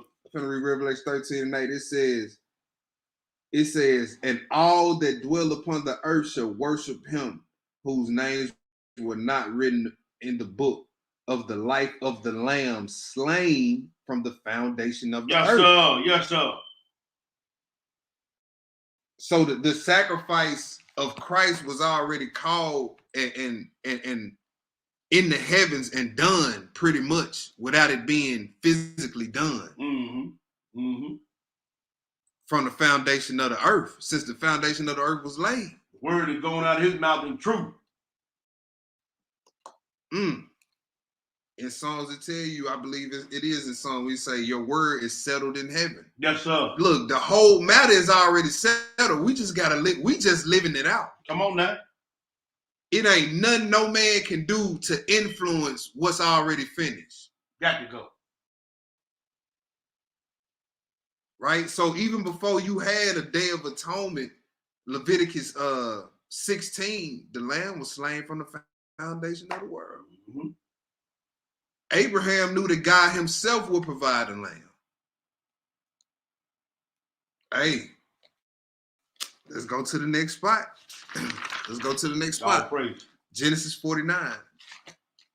Read a little bit more about Levi. Yes, we ain't sir. done yet. Genesis 49, verse 7. Verse 7. All right. And this is Jacob giving out the blessing before he passed on. Go ahead. Cursed be their anger, Mm-hmm. for it was fierce, and their wrath, for it was cruel. Yeah. No. Skip up to verse 5. My bad. All Read right. verse 5 through 7. Simeon and Levi are brethren, Uh-huh. instruments of cruelty are in their habitations. O my soul, come not thou into their seat, unto their assembly, mine honor. Mm-hmm. Be not thou united, for in their anger they slew a man. Read the Testament What? of Levi. Testament What? of Levi, chapter 6. Man, Simeon, he was after Joseph, wasn't Yeah. he? Them jokers that raped their sister. Yeah. Mm-hmm. Well, I'm looking at this. He said both of them slew a man, right? Mm-hmm. Simeon was the one who hated Joseph the most. Yep. He Levi did. killed the people. He said, "You done violence against the law. Yep. There go another curse right there, man. Yep. Both of them jokers right there again, right there in the mix of this thing. What? The word is going out his mouth in truth, man. Yep. Woo! Oh, my soul, come not thou into their secret, unto their assembly mine honor. Mm. Be not thou united, for in their anger they slew a man, and in their self-will they dig down a wall. Cursed be their anger, for it was fierce, and their wrath, for it was cruel. I will divide them in Jacob and scatter them in Israel. He said, I'm going to divide Levi and Jacob, Come on and I'm now. going to scatter Levi and Israel. Come on now. Right? Come on now. So it was a prophecy about how Levi will be operating amongst Israel. They wouldn't have no inheritance. Right. And not only that, when the kingdom split, Levi was in Israel and Judah. And then some of the Simeonites came back to the southern kingdom. There was another. There was another. Because I believe you can read about somebody from the tribe. Was it Simeon in the New Testament? Yes, sir. Yeah. The Simeonite. Uh-huh. There was another. Yep. All over it, boy. The word is going out his mouth in truth. Yes, sir. It's already settled in heaven. Yes, sir. Let's go to Numbers 18. Yes, sir. All praise. Numbers 18. So he said, I'm going to scatter Levi and Simeon, but we focusing on Levi tonight in Israel. That's right.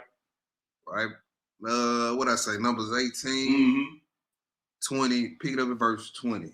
All right. Yeah. And Yahweh spake unto Aaron, thou shalt have no inheritance in their land, neither shalt thou have any part among them. I am thy part, and thine inheritance among the children of Israel. So this is one of the fulfillments of that prophecy we just read. Genesis 49 and verse 7. All right, go ahead. And behold, I have given the children of Levi all the tenth of Israel for an inheritance, for their service which they serve, even the service of the tabernacle of the congregation. So you had commanded tithes, commanded, right? That's right. Tithes under the order of Aaron. Right, go ahead. Neither must the children of Israel henceforth come nigh the tabernacle of the congregation, lest they bear sin and die. So Abraham wasn't commanded to bring anything in Genesis 14. So what? Free will. That was on his own free will. All right, go ahead. But the Levites shall do the service of the tabernacle of the congregation, and they shall bear their iniquity. It shall be a statute forever throughout your generations, that among the children of Israel they have no inheritance. Yeah, I just want to say this, throw this out there to finish that last point. So that's something else y'all can, you know what I'm saying? We learned some on our way to learning something. Levi commanded tithing. Melchizedek free will offering. So if somebody is telling you under the order we under now, Melchizedek telling you commanded to pay tithes to their assembly of congregation, they lying. They swindling. They selling snake oil.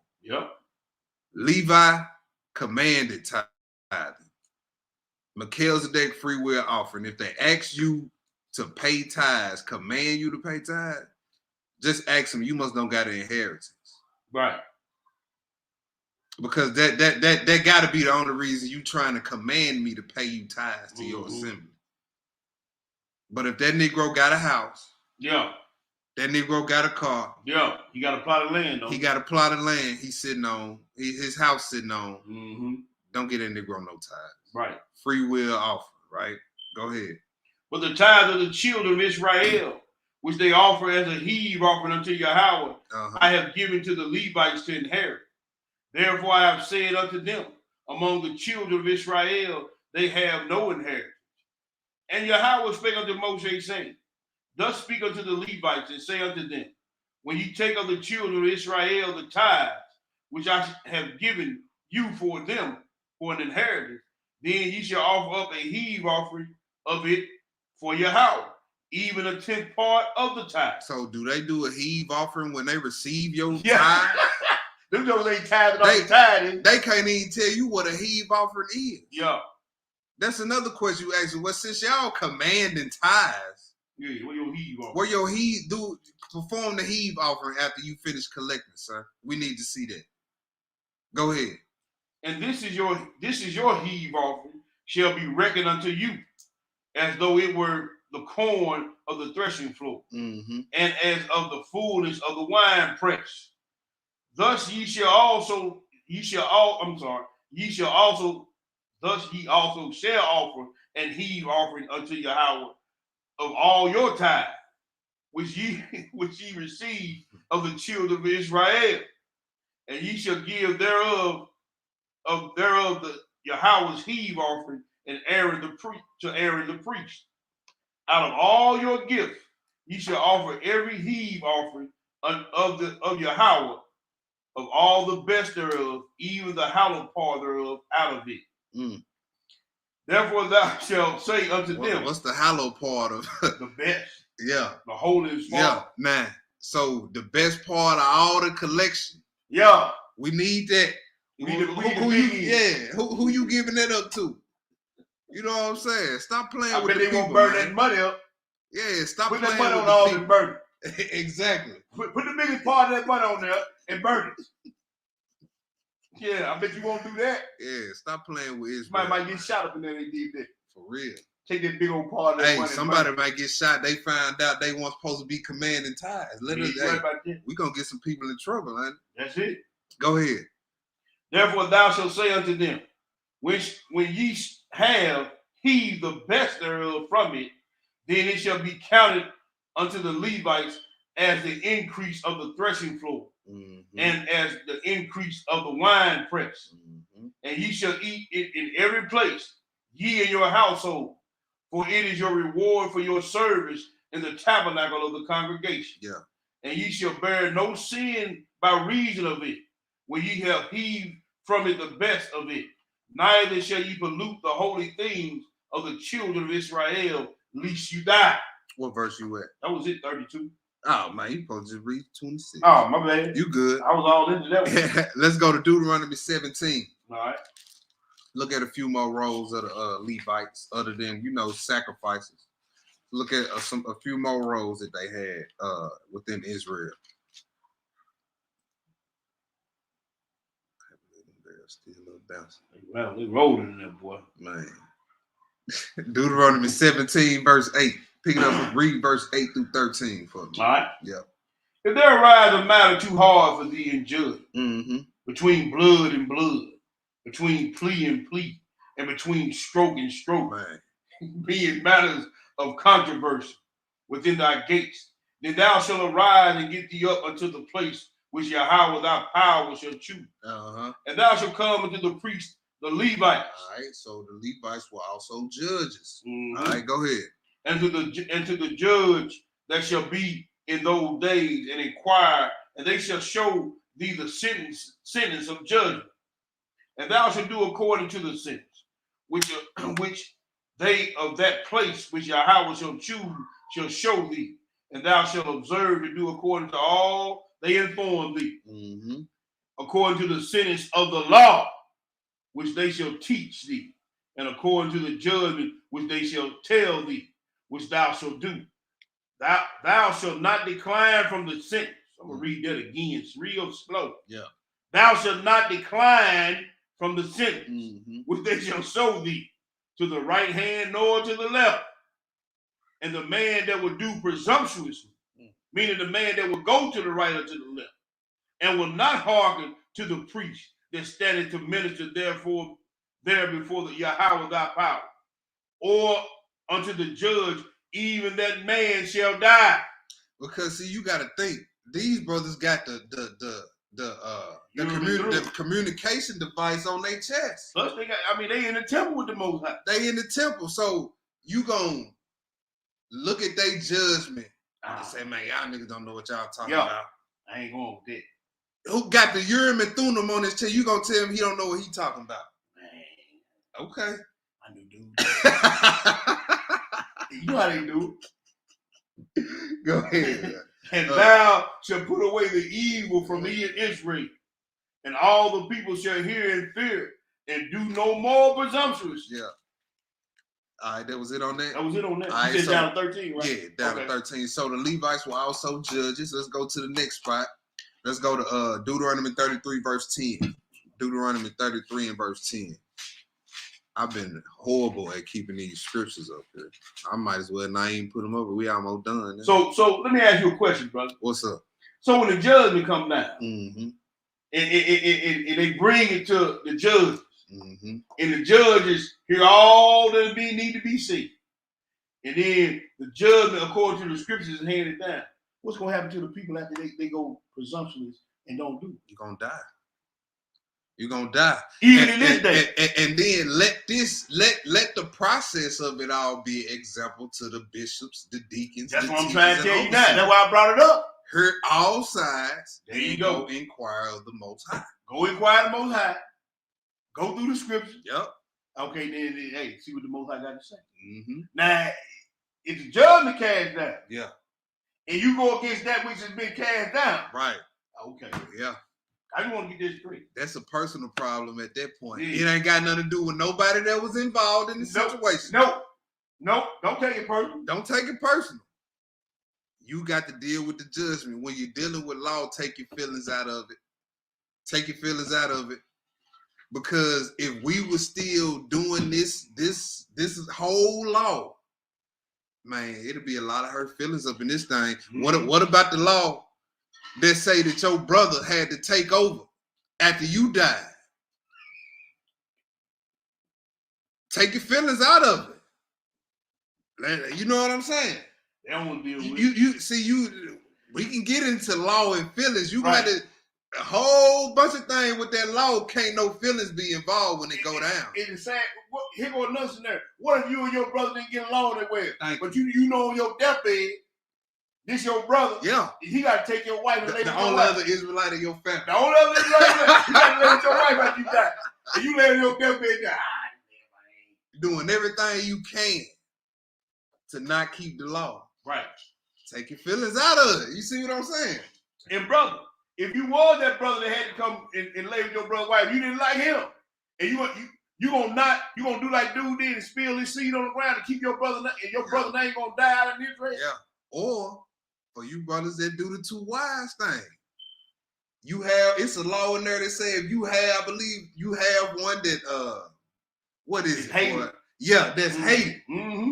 Yeah. You have to make her son, they child, Over the other the one. heir. That's right. Gotta take your feelings out of it. Yeah. Y'all want to do the law? Okay, yeah, the law say we can do two wives. Well, brother, give me an example. But you usually, how them situations go, you know one is hated and one is Just like like more than Leah. the other. That's why I bring up. Just Yeah. like Leah. Now the king and the priest came out of Leah. Mm-hmm. The firstborn came out of Leah. It did. So the one that was hated. Gotta take your feelings out of that situation. Yep. He giving you examples all over the book. You beefing with a brew. Y'all didn't just have words yesterday. Stroke for stroke. You see somebody, you know this brew got a specific type of car. Don't nobody else drive this car but this brew. Right. You see the window busted out of as some young dude driving his car. Right. Come on now. Take your feelings out of it. What's more important, keeping the law or your feelings? They feel it. I'm gonna answer that question for you. Yep. Everybody say the law. They gonna lie and say the law. They gonna lie and say, Yeah. but ain't nobody. Hey, now y'all just had words yesterday. But you know this brew car is stolen. Right. Window bust out and everything. And he ain't driving. The dude's driving, smoking a blunt with a bandana around it, and it's yacht tags on the car. Right. Come on now. No, that ain't the brew. What you gonna do? Your feelings more important than keeping the law? I'm glad the car got stolen. Something to think about. Something to think about. Let's go to the next spot. Ezra 10. All right. Ezra 10. Ezra 10. Something to think about. For everybody, all the brews out there so-called beefing with each other. Man, we beefing. We ain't speaking right now. Okay. Keep on. The Most High got a way of making brews come back together. You know what I'm saying? Yeah. Whether it's on the terms y'all want to, or if it's on terms y'all would not rather have it to be on them type of terms. But Hey, he got a way. He got a way of making brews deal with each other. Let's go to Ezra chapter 10. Let's do 1 through 12. All right. 1 through 12. Now when Ezra had prayed and when he had confessed, weeping and casting himself down before the house of Yah, there assembled unto him out of Israel a very great congregation of men and women and children, for the people wept sore. Then Shechaniah, the son of Jael, one of the sons of Elam, answered and said unto Ezra, we have trespassed against our Elohim, and have taken strange wives of the people of the land. Yet now there is hope in Israel. Man, you know what? Let's come back to this. Okay. I totally skipped 2 spots. My bad. I'm tripping. All right. I'm tripping. Let's go to Numbers 25. My bad, y'all. My bad.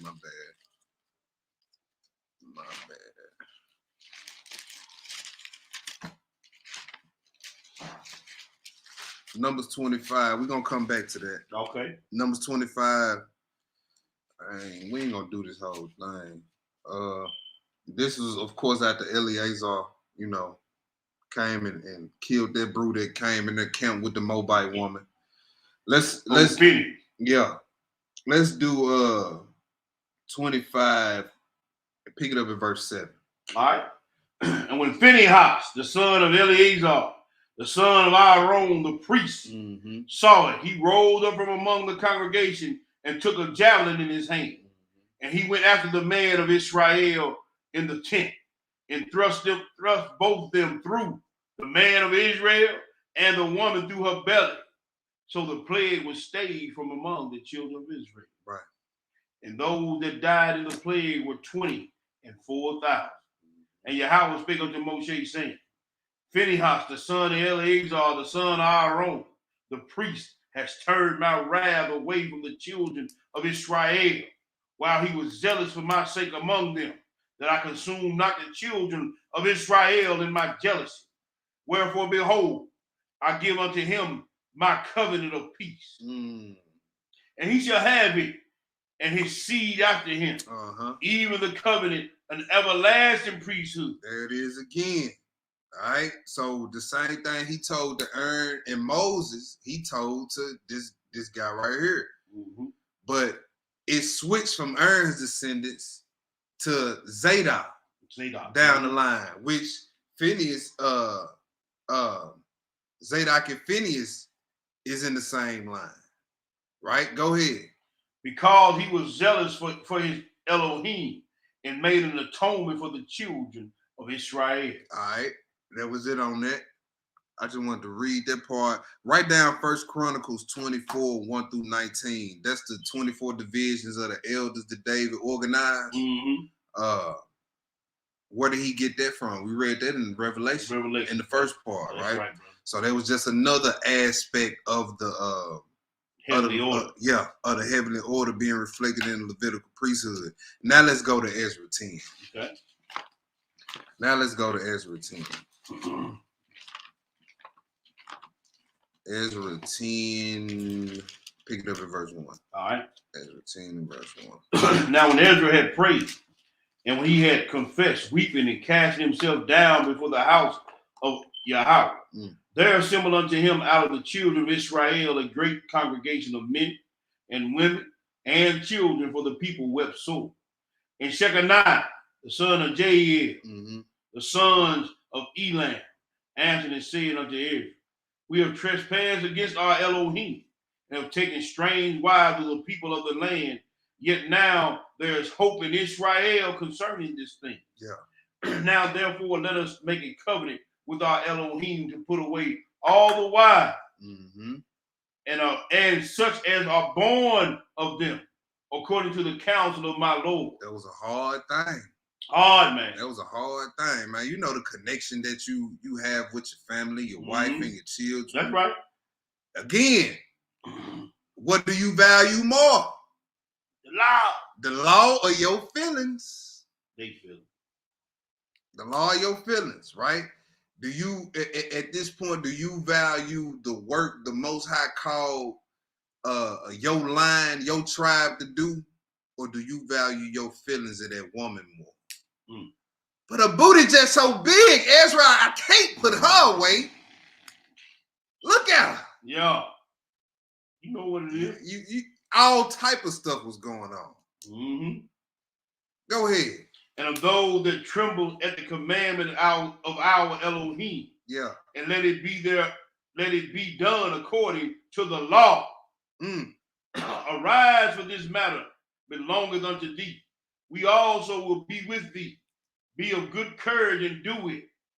And then arose Ezra and made the chief priests, the Levites, and all Israel to swear that they should do according to this word, and they swear. What verse you at? I'm at verse 6 5, now. verse That was 6. the end of 5, start 6. Skip down to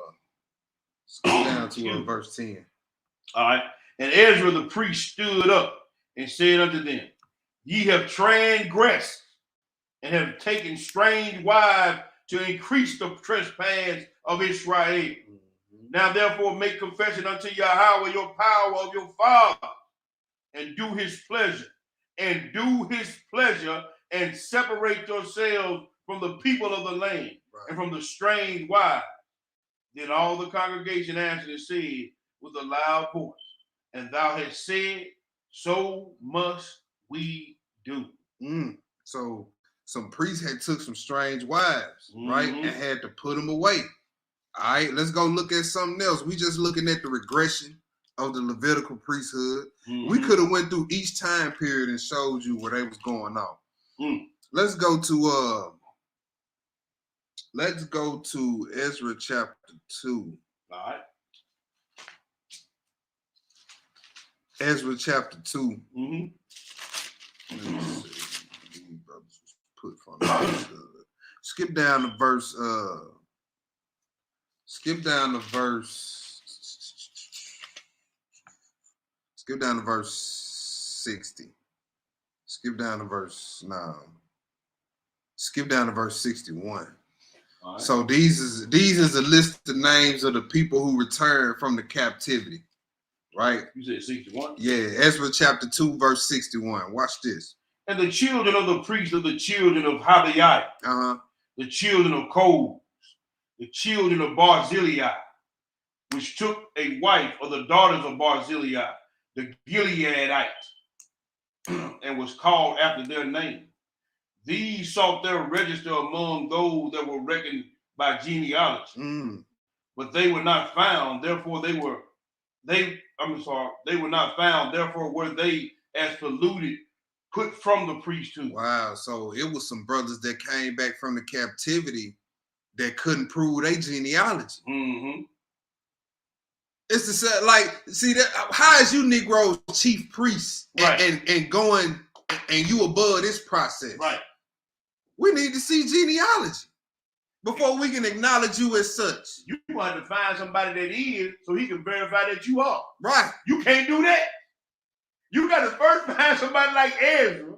Yeah. That is to verify that you are. That you are. So hey, if you can't prove genealogy, you know what I'm saying? You need to sit down somewhere with these titles as chief priest and how you gonna verify that he in this captivity? Right. So all y'all need to sit down. You polluted, bro. If you want to call yourself a chief priest and you can't prove genealogy,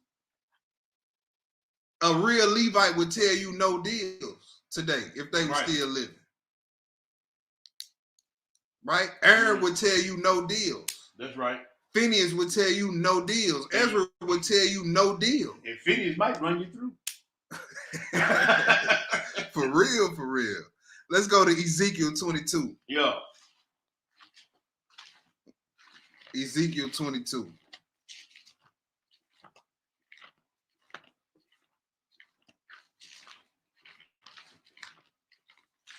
Ezekiel would tell you no deal.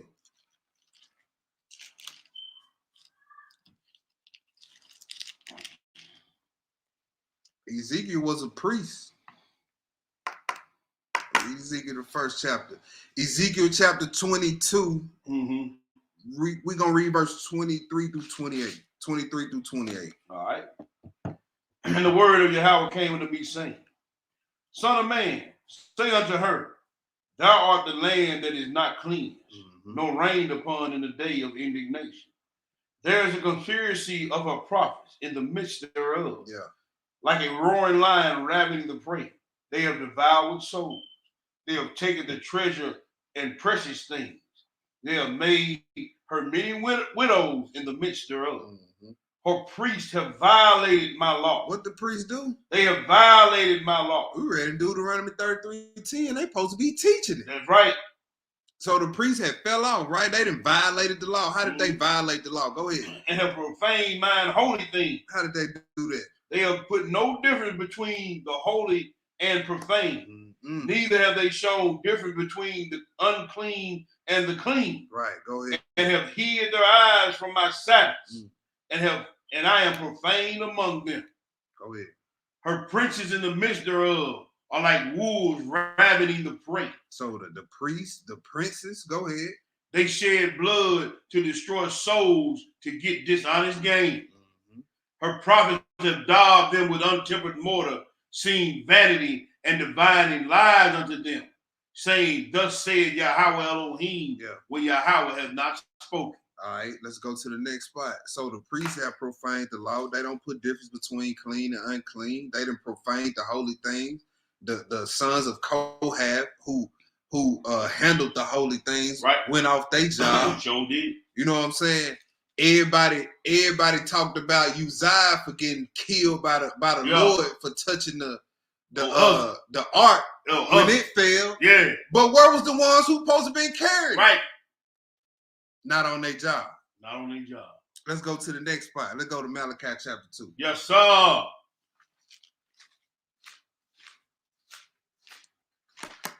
Old Uzzah might have lived. Yeah, if they had the Levites been where they was supposed to be at. And to show you how cold-blooded that was, David, the man after God's own heart, had to go back and bethink himself. It had to be told to him, look, man, the Levites weren't there. Even the king, see, you can get so used to stuff being out of order till it's regular. Till it's regular. The king had to go bethink himself. He was upset. He didn't know why that happened. But it had been going on so long. He was upset. And see, them jokers had been out of place so long, the king wasn't even thinking about, man, they supposed to been there. But see, stuff can get out of whack so long, man, it becomes regular every day. That's why we went to that Numbers 7 where he was giving out the loads, the oxen, yes, for them to carry it. And he told the Kohath, y'all carry y'all stuff on y'all shoulder. Right. It was a protocol to everything. And we steadily see them over time fall off. They have a good period, then fall off. That's because the priesthood wasn't supposed to be permanent no way. Right. Digression. Right? New Testament, they call it a schoolmaster. It's like Melchizedek with training wheels on it. This is how you can kind of look at Levi, the Levitical priesthood.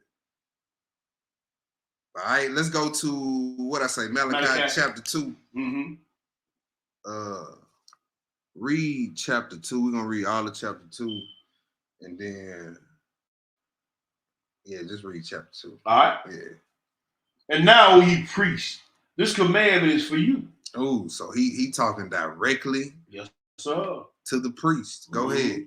If you will not hear, and if you will not lay it to heart, to give glory unto my name, said Yahweh of hosts, I will even send a curse upon you, and I will curse your blessings. Yea, I have cursed them already, because ye do not lay it to heart. Behold, I will corrupt your seed and spread dung upon your face, even the dung of your solemn assembly, your solemn feast, and I will, and one shall take you away with it. Excuse me. And you shall know that I have sent this commandment unto you, that my covenant might be with Levi, said Yahweh Zabaoth. My covenant was with him of life and peace, and I gave them to him for the fear wherewith he feared me, and he was afraid before my name. The law of truth was in his mouth, and iniquity was not found in his lips. He walked with me in peace and equity, and did turn many away from iniquity. That's right. For the priest's lips should keep knowledge, and they should seek the law at his mouth. For he is the messenger of Yahweh Sabaoth. But ye are departed out of the way. Ye have caused many to stumble at the law. Yeah. Ye have corrupted the covenant of Levi, Yeah. saith Yahweh of hosts. Because the ones, and it's so detrimental for when brothers switch up from the truth, like they, we seen a lot of brothers doing. It's just like, look at how it affected the Israelites back then when the priests stopped putting the difference between the clean and unclean. That's right, brother. Brother, you saw read the law every Shabbat, teach you how to do the law every Shabbat. All of a sudden, one day woke up and now there's no difference between clean and unclean. Come on now.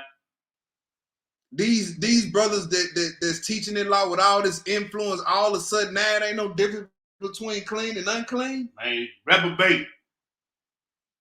Man, look, that's gonna turn a lot of people away from the truth. Call many to stumble at the law, man. Hey, a priest's lips should always keep knowledge. Go ahead. Therefore I have also made you contemptible and base before all people, according as ye have not kept my way, but have been partial in the law. Have we not all one Father? Hey, the ones that were supposed to be judges was being partial. Go ahead. And not one Yah created us all, created us. Why do we deal treacherously every man against his brother by profaning the covenant of our fathers? Judah has dealt treacherously, and abominations is committed in Israel and in Jerusalem. For Judah has profaned the holiness of Yahweh, which he loved, and has married the daughter of a strange God. Yahweh will cut off the man that doeth this, the master and the scholar out of the tabernacles of Yaakov. Yeah. And him that offereth an offering unto Yahweh of hosts, and ye have done again of covering the altar of Yahweh with tears and with weeping and with crying out, in so much that he regarded not the offering anymore, or receiveth it with goodwill at your hand. He not finna keep letting you do the same sin and then coming back crying and snotting everywhere. Hey, after a while, he not gonna regard your prayer. No. He not gonna regard your fast. He not gonna regard your crying out. You gonna be dropping all that snot and boogers for nothing. Yeah, you gonna be sitting there crying, convincing yourself that he listening to you. Right. I had 2 good days in a row. I think the Lord heard my prayer. Okay. All right. Did he hear your prayer? Was you convincing yourself that he heard? Because if you know you've been in wickedness, he ain't heard nothing. You can stop telling yourself that. Especially the ones supposed to keep knowledge in their lips. And that's just how it works. You not gonna reverse the mode and be the one out here, an Israelite in front of everybody else. Then when the camera's off, you wicked and still think the Most High with you because of what you do in front of everybody else. It don't work like that. It don't work like that. Go ahead. Yet ye say, wherefore? Because Yahweh has been witness between thee and thy wife of thy youth. Still talking to the priest. Go ahead. Against whom thou hast dealt treacherously. Yet is she thy companion, the wife of thy covenant. And did he not make one? Yet he had the residue of the spirit. Wherefore one, that he might seek a godly seed. Therefore take heed to your spirit, and let none deal treacherously against the wife of his youth. For Yahweh, the power of Israel, said that he hated putting away. For one covers violence with his garment, said Yahweh of hosts. Therefore take heed to your spirit, that ye deal not treacherously. Ye have wearied Yahweh with your word. Yet ye say, wherein have we wearied him? When ye say, everyone that doeth evil is good in the sight of Yahweh, and he delighteth in them. Or where is the Elohim of judgment? Skip down to chapter 3. Read verses 1 through 4. Read verses 1 through 4. Yes, sir.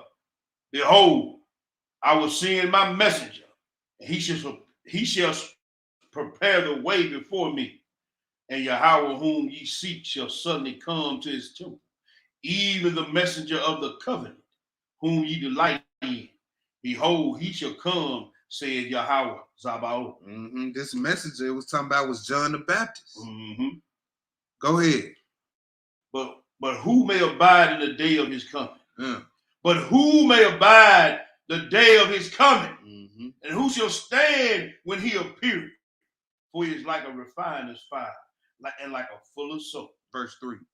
And he shall sit as a refiner and purifier of silver. And he shall purify the sons of Levi. Oh, he shall. So the sons of Levi shall not be purified until this guy comes.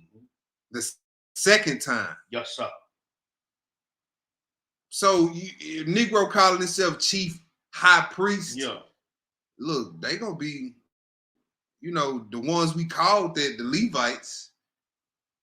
They ain't gonna be cleansed until the Messiah come back. That's right. So hey, you can listen to a polluted Negro all you want to. That would be put from the priesthood if some real Levitical priest was still around today. Right.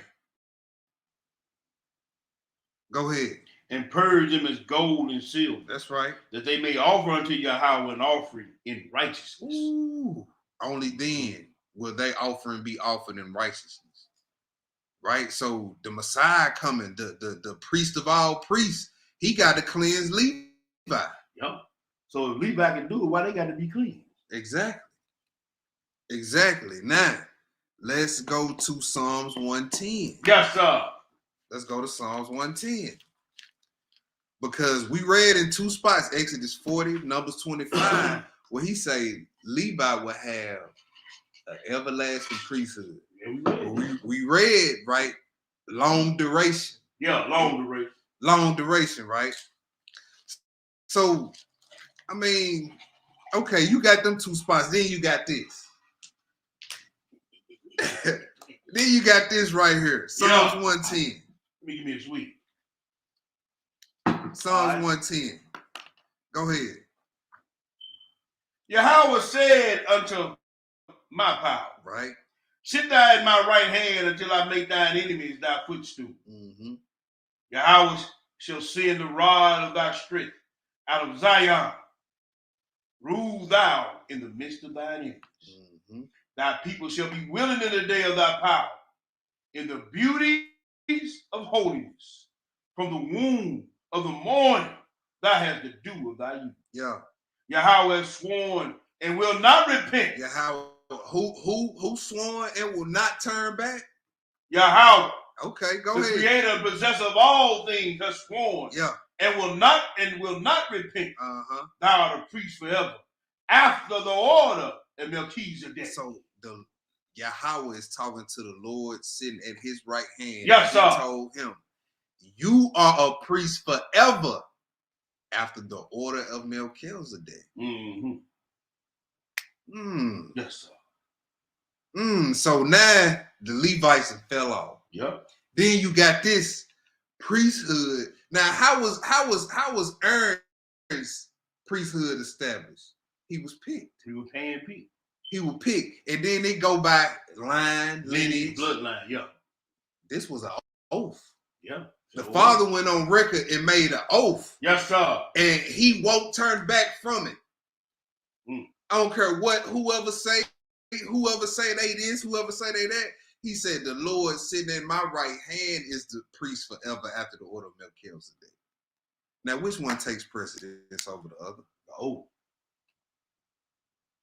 oath. Okay. So Melchizedek was set up through an oath by the father. Levi is just lineage. It's lineage, is it? Hey, you born of a certain line, you in there. But this was made by an oath that he didn't make with everybody to be high priest after this order. One person. So through all that, with what we just read about the Levitical priesthood, then you come to Psalms and you got this. Let's go to Isaiah 28. All right. Let's go to Isaiah 28. And then we'll reconcile everlasting. How can both priesthoods be everlasting? We're going to reconcile all that. We're going to make it all make sense in part 3.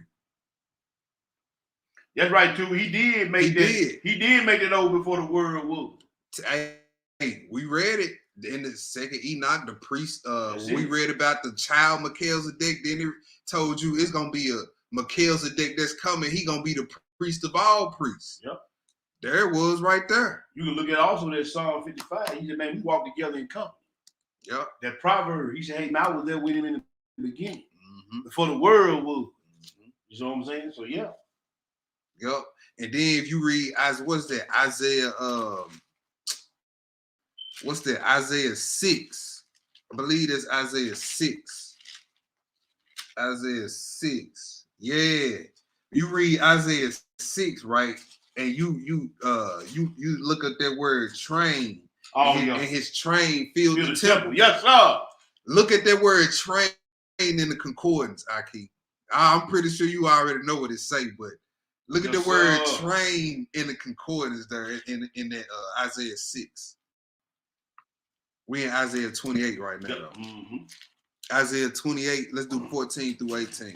All right. 14 through 18. Let me get there real quick. All right, go ahead. Wherefore, hear the word of Yahweh, ye scornful men that rule this people which is in Jerusalem. Okay, now remember what we read in Ezekiel, 22? We read the priests, the princes, and the king. That's it. The wicked men that rule Israel. This is a message for them. The priests mainly, since that's what we talking about. We talking about priesthood. Go ahead. Because ye have said, we have made a covenant with death, and with hell are we at agreement. When the overflowing scourge shall pass through, it shall not come unto us. For we have made lies our refuge, and under falsehood have we hid ourselves. Yeah. Therefore, thus said Yahweh, Elohim, behold, I lay in Zion for a foundation of stone. Yeah. A tried stone and a precious cornerstone, a sure foundation. He that believeth shall not make haste. Judgment also will lay. That was it. Oh, that was it. All right, so we know who that's talking about. Look at that. Train equals high priest garment or robe. That's it, bro. Wow. So Isaiah saw Christ in Isaiah 6 in his role as priest, in his garment. He even talking about it in the Ascension of Isaiah. Let's go to the last spot. Last spot. Finally going over to the New Testament. John chapter 3. John chapter 3. I had John 1 in here just showing you that the divisions or the courses of the priests was still in that. They were still doing that in the time of John's father. When you read John chapter 1, showing how he was a Levite in the temple, right? So of course John was a Levite. All right, so let's do John chapter 3. Let's do 25 through 36. This is how we're gonna finish part 2. All right. You said 25 through 36, right? Yep. You can really do 35, but you can just read 36 if you want to. Yeah. Then there arose a question between some of John's disciples and the Jews about purifying. And they came unto John and said unto him, Rabbi, he that was with thee beyond Jordan, to whom thou bearest witness, behold, the same baptizes, and all men come to him. And John answered and said, a man can receive nothing except it be given him from heaven. Yeah. Ye yourselves bear me witness, that I said I am not the Hamashiach, but I am sent before him. He that has the bride is the bridegroom, but the friend of the bridegroom, which standeth and heareth him, rejoices greatly because of the bridegroom's voice. This is my joy, therefore, is fulfilled. He must increase. He must what? He must increase. Yeah. But I must decrease. Okay, there it is right there in the nutshell. There it is. Levi giving it up, man. Levi giving it up. John, who was a Levite, right? Who will prepare the way for Christ, who is the high priest after the order of Melchizedek. Come on, brother. Who was the Lord sitting at the right hand of the Lord. Mm-hmm. He said, him and everything attached to him, which includes the Melchizedek priesthood, That's it. must increase. That's right. And me and everything attached to me and my ministry must decrease. That's right, brother. That was part 2 of the class. Hey, all praise. Part 3, we're gonna tie everything in. All praise, man. We're gonna tie everything in. If y'all got some understanding, well, I hope y'all got some understanding tonight on part 2. You know what I'm saying? Go back and look at both of these parts together. Y'all willing, next Friday we'll be back with part 3. Man, all praise. Excellent edification and glorification to the Most High. Got just a few quick announcements. First, I would be remiss, as an elder. Really never knew the brother personally. Really never agreed with a lot of the stuff that came out of it. But very well-known Israelite passed away this week, Ariah. Want to send condolences to the family. Yeah. One of the leaders of what we know now today as One West. Father, was well known in Israel as well. Mm-hmm.